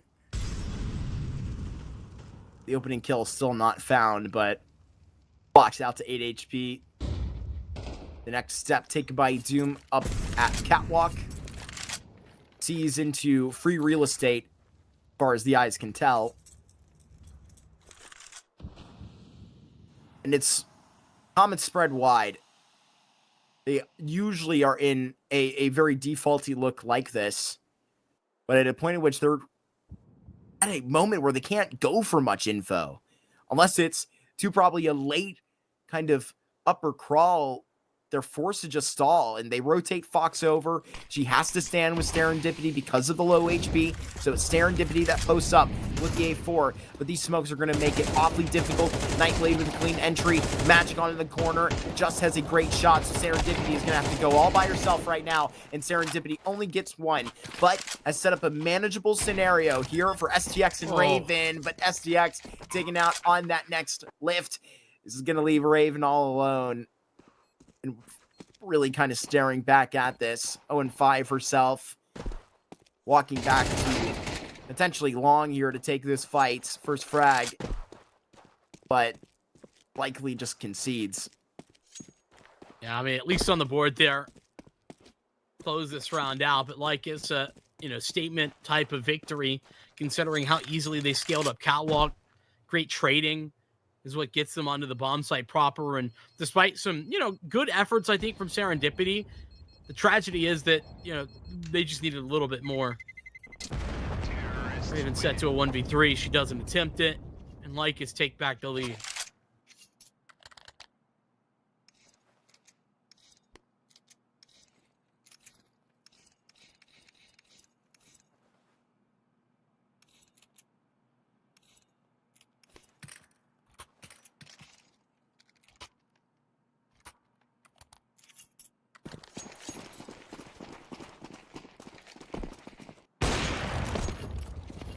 Little look-see for Tabin. As much as the CT economy has certainly been bolstered a little bit, this is still, probably the worst of it that you'll get. Win around, lose around with no significant loss bonus to fall back on. That's where the Comets are at right now, and you get Raven saved AK, but outside of that, it's Empathy's Deagle is the only investment. Nightblade sees a shoulder. Instantly flicks. Literally online here on this third map. Quite warmed up. Nightblade through the series. Pretty good performances. This STX Only sees a head there, can hit it, and does as a dink all the way up towards Cap, and now Raven and her AK is going to go looking. Nightblade is killing everything in front of his crosshair at the moment. 3K up onto these pistols, and could be the ace here as they all do approach. Fox on 4, and Magic ruins it. You can tell he's a little bit frustrated, but that's all camaraderie. 5-3. You know, that one's an easy one. Now we get down to the dirty details for the Comets. Get Fox onto an AWP. Limitations abounding, though, in this round. Empathy Raven, it's not quite all the nades they would want. And the big oversight, you know, a lot of HEs missing. Fox tangling down in mid, looking down suicide, but don't see nothing.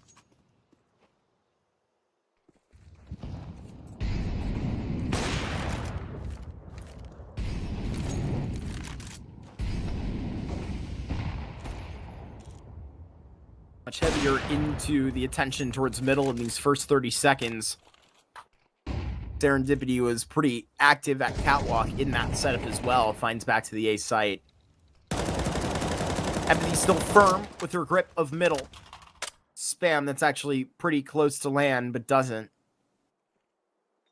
As a minute has just passed here, it's a flash now taken, and a lot of information just gathered. The op and the mid setup has 2 players a part of it. Ooh, that defensive smoke really tells the tale, though. Definitely going to be towards long. As the exit turns, and Serendipity needs to do the second contact. All Frizzy, though. A great transfer. Big damage done. Now they can stall just a little bit, but I don't know that that's going to be enough. It's really got to be on Magic, who's making his way through the smoke, but Empathy is really ready. Walking in, and Empathy takes him out. 35 and posted. It's got to come at some time. Frizzy on a shadow advantage that Fox is going to fully find up top. And now she won't be able to escape, but that op's still recoverable. Got to be able to find the round first. Tabin trying to attempt the clutch. 17 seconds and practically a 1v3 for that consideration. Needs to get the bomb down. Take these fights confidently. Jumps up. Can't make it happen. Supernova Comets have got their 4th. A little bit concerned there for the Comets, giving him so many fights, but yeah, they take it, and it is that confident stance for Empathy. Started off this half with a bang and continues to show out. 2 rounds left after this one for this half, and this one a big one because of what it means. This could really turn the tide. Both teams reset economically if they lose. One Tabin just walks out of kill B. Fox is coming back in, but she's got to do a whole lot more. Flash to just earn another peek, and she's so damn close to another passing player. Serendipity can just get her hands on that AWP. But you know how it goes on this B site. Yeah, you gotta be forced to save here, and they turn it around faster than even I can tell. I mean, it's the right call, and look at how fast they're already kind of, you know, looking out to try and play denial of this one. Every kill they get is an extra gun that will probably not be in the hands of a Supernova Comet in the next round. That's what's so valuable here. Magic already rips one out of the hands of Empathy, and that's not who you want to be losing effectiveness in the next round.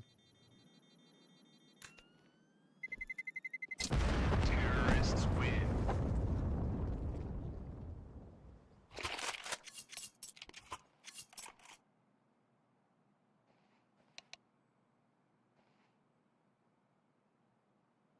Big pivot point right here. And obviously the pressure on these Supernova Comets, they take 30 to speak about it because, I mean, you stare down, you know, the worst case of this going to be 8 here for Lycus, and I'm afraid if you give them that type of control here in even the first half, it, you know, is going to be a suffocating feeling. So they're going to figure it out as much as they can right here. SMGs where is necessary as the double MP9 show up for Raven and Serendipity.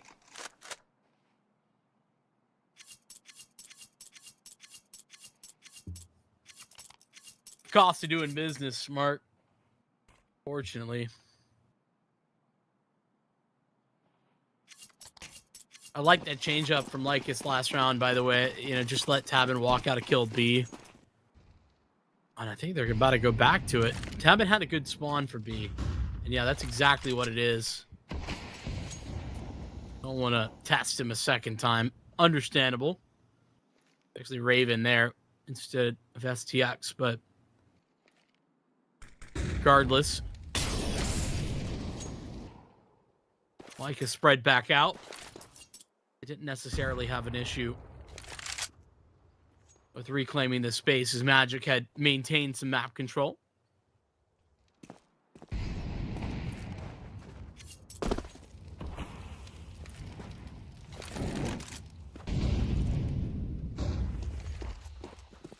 Shout towards long. Just at this minute mark. Seems to be at the point at which Lycus comfortable to make their move. Impending response on that smoke. They're trying to gauge this space back towards middle. Empathy biting off a little bit more than she can chew right now. Could be the same sentiment for this B anchor. STX, quick response and a great find by Fox. Now this is going to just balance the tables right here at a 3v3. And you're going to be posted STX right to the back box right now as she expects an incoming B play. They got a Molotov for her. Yeah, I mean, that Molly is kind of the crucial detail for the moment. And she's got a gap at mid, too. That's currently being filled in by Serendipity, but now she knows. And that Molly's going to come for it. She takes the fight, but can't connect. There's no victory, but oh my goodness. What a shot from Fox, and Serendipity's fast. Maybe a little too fast. Nightblade hears and recovers. Doom to punch the numbers in. And with these shots, you know it's going to be irresistible for Fox, but at the point in which you know this needs to be a clutch right here, and you might be able to tell where exactly she is heading before she finds these frags. And unfortunately, not even with the head turned, Nightblade gets Fox, and whatever efforts you muster up, flashy shots, what have you, it's Lycus that just dropped the anchor there in the B site. They're not letting go of it. They want 8 rounds more. All the way on right now. I mean, oh my gosh, the most that they can get is what, scouts? This is hard. Yeah, I'm really a big fan of Magic's calling on this map right now. I think he's done a really good job of manipulating defenses, of not walking into stacks, of putting themselves in good positions, all that kind of such. Oh no, that flash, it just blinds Fox enough. Removes the crosshair, and so Tabin's off escapes.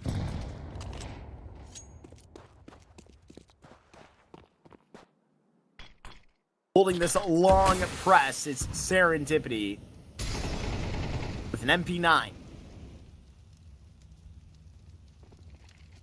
Take a couple of moments here. This is the weapon that she has. Waiting, buying time on that jiggle for players here now. Another flash is coming. Cavalry will arrive and potentially even be teed up. Fox has a headshot on the top of the site. Should it pen in well? A flash to Doom should be in front of as he has to deal with what's up top. Needs to connect it on the 180 and does.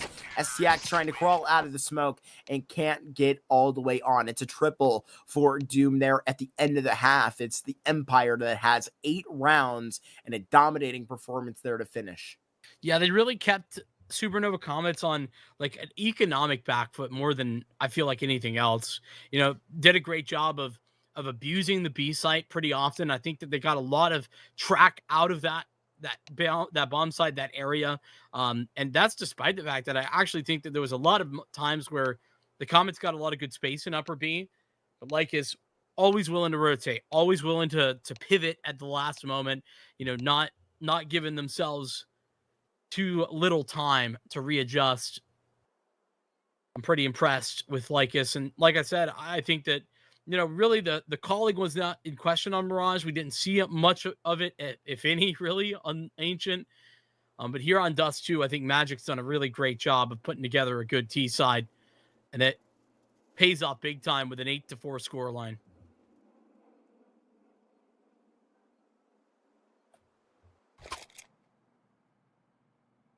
When the tough gets going, The going usually just gets tougher for the Supernova Comets, but they answered onto those type of questions, those type of expectations on map number 1, recovered, and were able to finish out that Mirage. Here, it's worse circumstances, way worse. 4 rounds down, and you're going to need to mimic another empathy ace for a pistol, potentially, to carry this one forward. That was 100% pistol round victories for LycusEmpire before that ace. How about afterward? Ace followed just 4 rounds total out of the next 12. Give him the first contact. Watch that long here. And now they've got a second layer to this. That is Doom just trying to dodge. They have 4 players here at long. That is something that they just cannot handle. They almost line up for STX, but this is the correct call here. And this is all but 1 pistol going the way of Lycus in this series. Consistency pays off, and it gives them the keys to the second half. Well, and it's Nightblade, who I've kind of been talking about, is, you know, struggling as a whole. He's got some of these maps though where he pulls off big things. He did that in the, I think it was the series against Chicken Coop in the Pro League qualifier. But regardless of who it was against, he did it on Anubis then, where he dropped nearly 30 in regulation. He's got some of these still in the tank, and this is one of them. But the fact that Lycus had 4 players at long is mind-boggling. I feel like that is a stunning read, considering, you know, how deep in this game and how much that pistol would have meant to the Comets. Well, now Lycus get to step forward, and it's enough that Supernova just take attack off the back of that.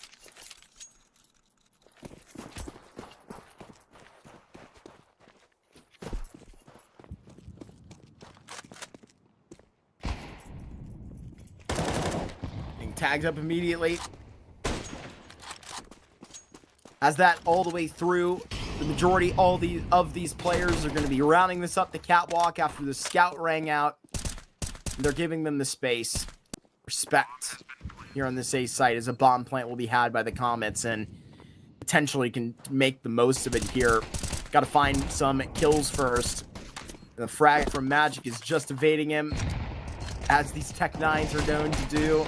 Gonna drop that Molotov somewhere. Fox finds a kill, is now gonna need to finish the entire group. A jumping Doom could be his actual demise, and it is, and so damn close to tabbing. And that was the last big chance that they really had to turn it around. I mean, that was a really big opportunity. Big clutch there for Fox that burned so close there as the force was put up. It's gonna be rough sails from here.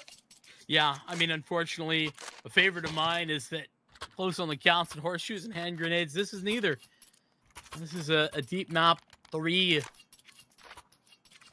Playing for your tournament live.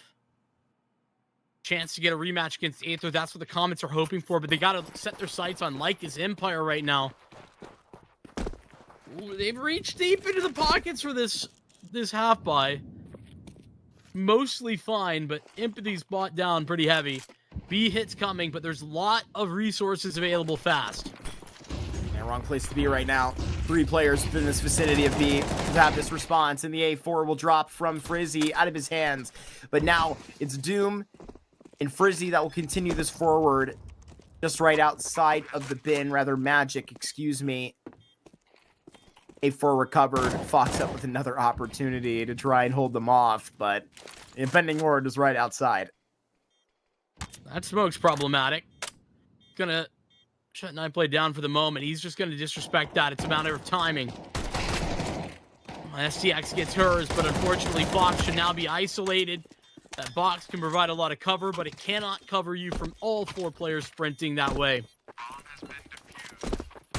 Lycus put together another one. That bomb plant really saves the day with regard to Empathy's purchase. It would have been a lot worse. It would have been otherwise. She can now get a full kit of everything she wants. 4-11. Supernova Comets in what is a very hard position to stand up for. They've endured so much in this series here. At this point, you got to wonder if they're running out of gas. Just earlier today, I believe they were playing through the open qualifier, or excuse me, they were playing in the open qualifiers for the Ace Masters event that was going on. So they've already kind of put on some miles today. Yesterday had a official versus getting info and prize picks. They lost that 2-0. A close Mirage there. But it's been a rough couple of days here for the Comets. They could change this here. You know, a comeback story could start right now. Spread the map pretty thin right now. Lycus defensively set up well, but not perfect. There's certainly some space to work with here for the Comets. Right now, they look poised to receive aggression, and that's just not happening. Lycus are doing the opposite of that. They are as far back as you could possibly be right now, Mark. They do not want to give this away for free. Then come get us, Comets. The Empire will take it any way you serve it. In their style, with the time on their side now, it's going to be so much more difficult. This is where the banner will ring. And now it's one flash the Magic will get the swing off of and potentially triple the lineup. Only a double right now. Magic spams that clip in and continues to put up a highlight reel. It's a triple here. As right now, this is Supernova Comets that got to stand up to it. STX in the clutch.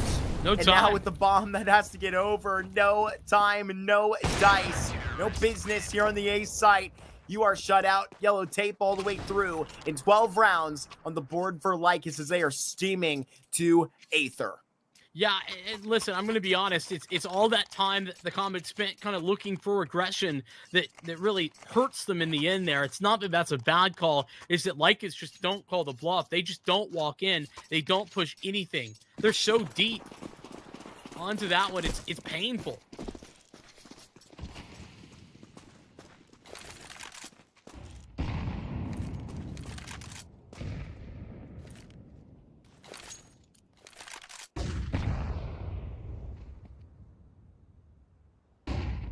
Eight rounds in a row right now. It starts with these flashes out long. Serendipity dropped to 12. They have 3 players within the range here. One of those players has a op. Climbing uphill is the least of the way we could put it. But right now, they are taking it step by step. Empathy's got one up with the scout. And they've turned it into another kill here.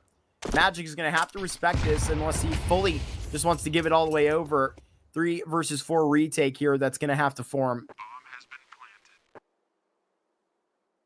An attempt that starts right here and now, but the fact that all 3 are... Yeah, I was just about to say, the fact that all 3 are long is, like, pretty problematic. And that's just going to be enough to call them off of this thing. The Comets survive. They stay alive. For the time being, a fast and punchy play that gets them onto the A-bomb site and pulls them up. One step at a time is what I said, Mark. And I mean, this might be the first step.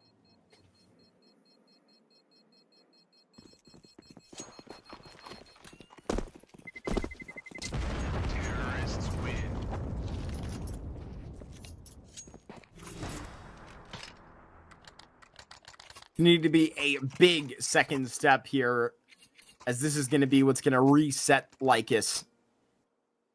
And a clean round win. Those are the rewards that they would reap.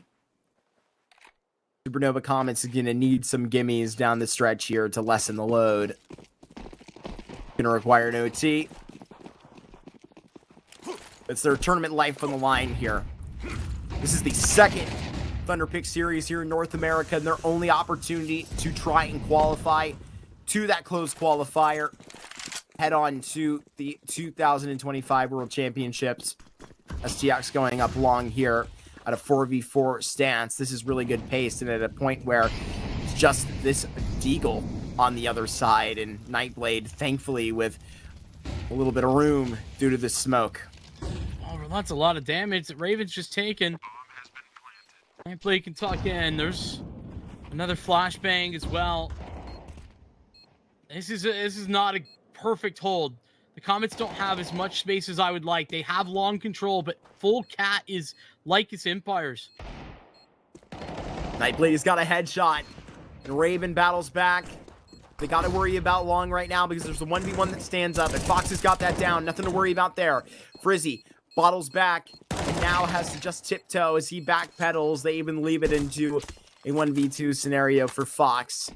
But it will be another round put in front of the one that was so difficult. But with these two guns saved over, it's not going to be that complete reset that I suggested. This is the important part of this CT side. I mean, you know, with the, you know, way it's gone at the beginning of this MR12, you're so conditioned to, you know, save whenever you can. You've now maybe gotten like a little bit more freedom with what's come into the CT's bank accounts recently, but you can have that as a praise for Lycus, as consistently they've been able to get out a couple of rifles when allotted. Yeah, I've been pretty impressed with like their decision making late. Honestly, I would have probably gone for that.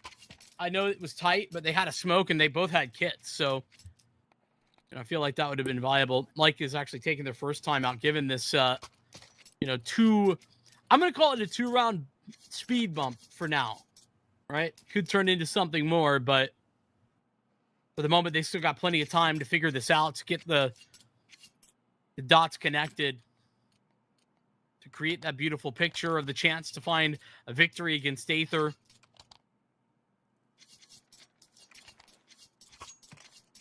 Chance to beat up on, you know, the team that currently sitting 1-1.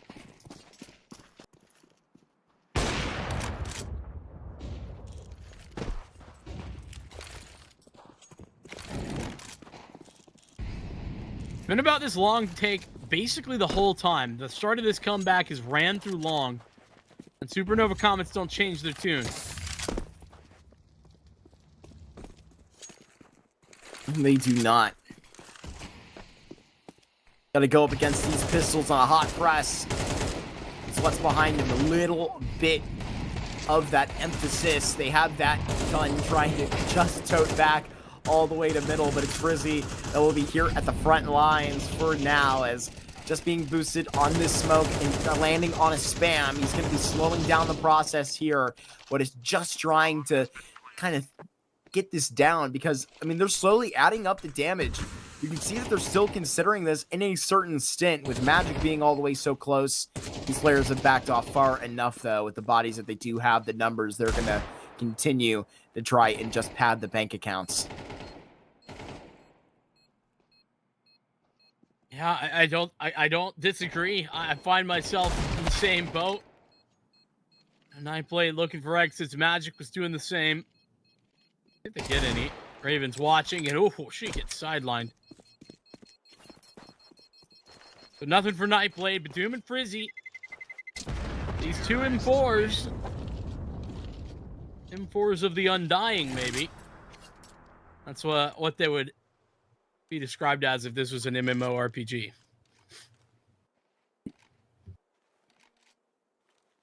Unfortunately, I'm a little light on that category in my own knowledge, my own account, my life experience. You got to get into one MMO in your life. I'm sure it'll happen. I'm sure I'll just be sitting there in my retirement, mining gold on World of Warcraft. Yeah, right? It's not quite mining, but yeah, farming gold, we'll take it. Diablo's an MMORPG, right? I played that a little bit. I think it is, yeah. I haven't played it, so could be wrong on that. Frizzy with the rotation in, and that is a fantastic flash. Held off and allowing potentially another peek. Raven finds Magic. And with these frags, put one in front of the other, LycusEmpire are going to go back right to a third save in a row. Jeez, man. I wonder if Frizzy or Doom are ever going to get to play the game, or if they're just playing Save Simulator. I wonder if that's like a separate download that you can get from Steam. That's what they're doing right now. They're not playing Counter-Strike, Mark. Speaking of genres, that might be a whole nother one in and of itself. Game time, baby. Save these guns away. They do make some contact, all in the bottom. Rather a glance. There is a pass up top, and plenty more down below. 3 players home. If Rizzy finds STX, these players just right around that corner, they can take the correct fights, boost it up for Raven, but these other two players will be secure. 4 rounds closer to overtime, or the Comets now. Well, and here's another good news moment for Lycus, though, is that all those saves, it makes it so that Magic can afford a gun, even with only 2 out of the 3 required, usually to save the full loss bonus. They got plenty.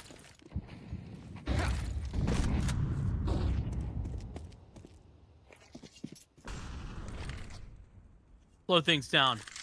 A little bit of a pace change in that last round for Supernova Comets as they hit B fast.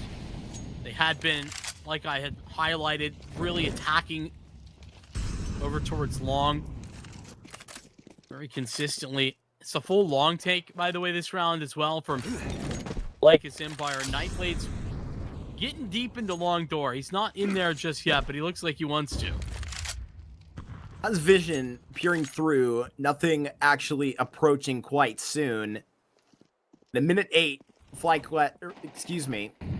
Supernova with enough room to make this happen, where they have the opportunity to likely kind of even sway away from this with kind of how much utility, how much real estate they have still. The decision is a bold one. They just want to keep this going, or running this up as a Molotov is put out. They have to try and make this pass. Magic has to finish the job. A really labored spray right there that he can't convert, but Tavin keeps tapping. He has a third head in this position on the ramp. It is such a hard slam. Nightblade has a box lurking, and Raven all alone wonders what went wrong. The Comets here, unfortunately, falter in Group A. This is the end of their scenes here, rather Group B, excuse me. Raven would need to go above and beyond for this clutch, and it just won't happen. A 27 kill game out there for Nightblade, as it is the LycusEmpire that will meet Aether for the final spot in the playoffs out of Group B. I mean, Nightblade just really turns it up in this map. Like, the whole first half, it was 8-4 at the scoreline at the halftime. And I tell you what, man, it really was Nightblade who defined that first half. The second half, realistically, it goes on longer than it really should have. But given the number of opportunities, it felt inevitable that, one of those from 12-4, one of those would go right there for LycusEmpire, and it does. 13-8 the final score, and I think that from that point you can be happy with LycusEmpire showing a little bit of the Lycus we had seen previously, of the team that was second in the regular season of ESL Challenger League in season 49. We hadn't seen that team in a while, but they showed up to play today. Yeah, they certainly did, and I think it's really worth kind of giving them especially a tip of the hat for how they turned that around from, a map 1 that they were, in for the long haul of, that the Comets were able to wrestle that one out. But I mean, a 13-1 on that Ancient, able to be pretty dominant there for the majority of that Dust 2 as well. They're going to join a very good looking Aether squad in the same circumstances right here at the bottom of the group. They also ran into the brick wall of Chicken Coop, so Lycus and Aether got something in common. That they do. And, well, they're going to have to play to one another for that second spot to qualify out. Aether, a team that's kind of playing with subs right now because of some difficulties within, what the VRS stands and like what they have to do. So it's going to be interesting to see how that actually puzzles itself through. All that to say, though, to be honest, Mark, tragically, this is another one of those close but no cigar situations for the Comets. It's an all too familiar feeling, and as a guy that's kind of looking for that team to make the next step up, I'm not quite sure where this leaves them, but it kind of leaves a bad taste in their mouth, I'd imagine. Yeah, commiserations to the Comets, as that's definitely going to be one that stings. Looked a lot better, in my opinion, over in that first Thunderpick set. That, really good performances, including pushing Legacy on maps of Nuke to 13-10 performances. It was, that tournament that then carried them, I think, with a little bit of momentum, obviously finishing out the Impact regular season very well, into the Impact playoffs, getting second place there, and, an insane run, right? I think, I was hoping that they would do even better in this group against weaker teams, right? I mean, they didn't have to see against Legacy in the group stage again. They just had to see into Aether and Lycus here, and maybe even the Coop if necessary. They didn't see into a matchup like that, but to be honest with you, I know there's history against both those rosters in matchups like that. But to be honest with you, this is a Comets team that was continuing to improve. They had a really long weekend, but a really good weekend out there at Fragadelphia, playing well in the Big L tournament. But it was shaky, right? I remember they were like,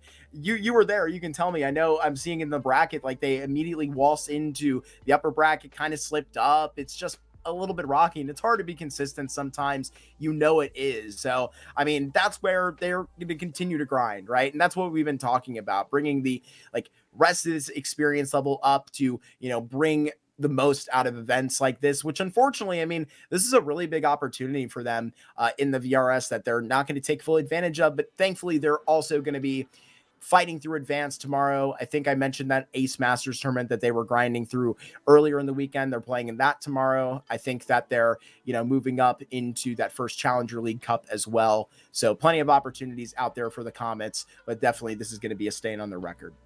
Yeah, it's Lycus who's continued to move forward. They have that matchup against Aether. It's coming up tomorrow, if I'm not mistaken.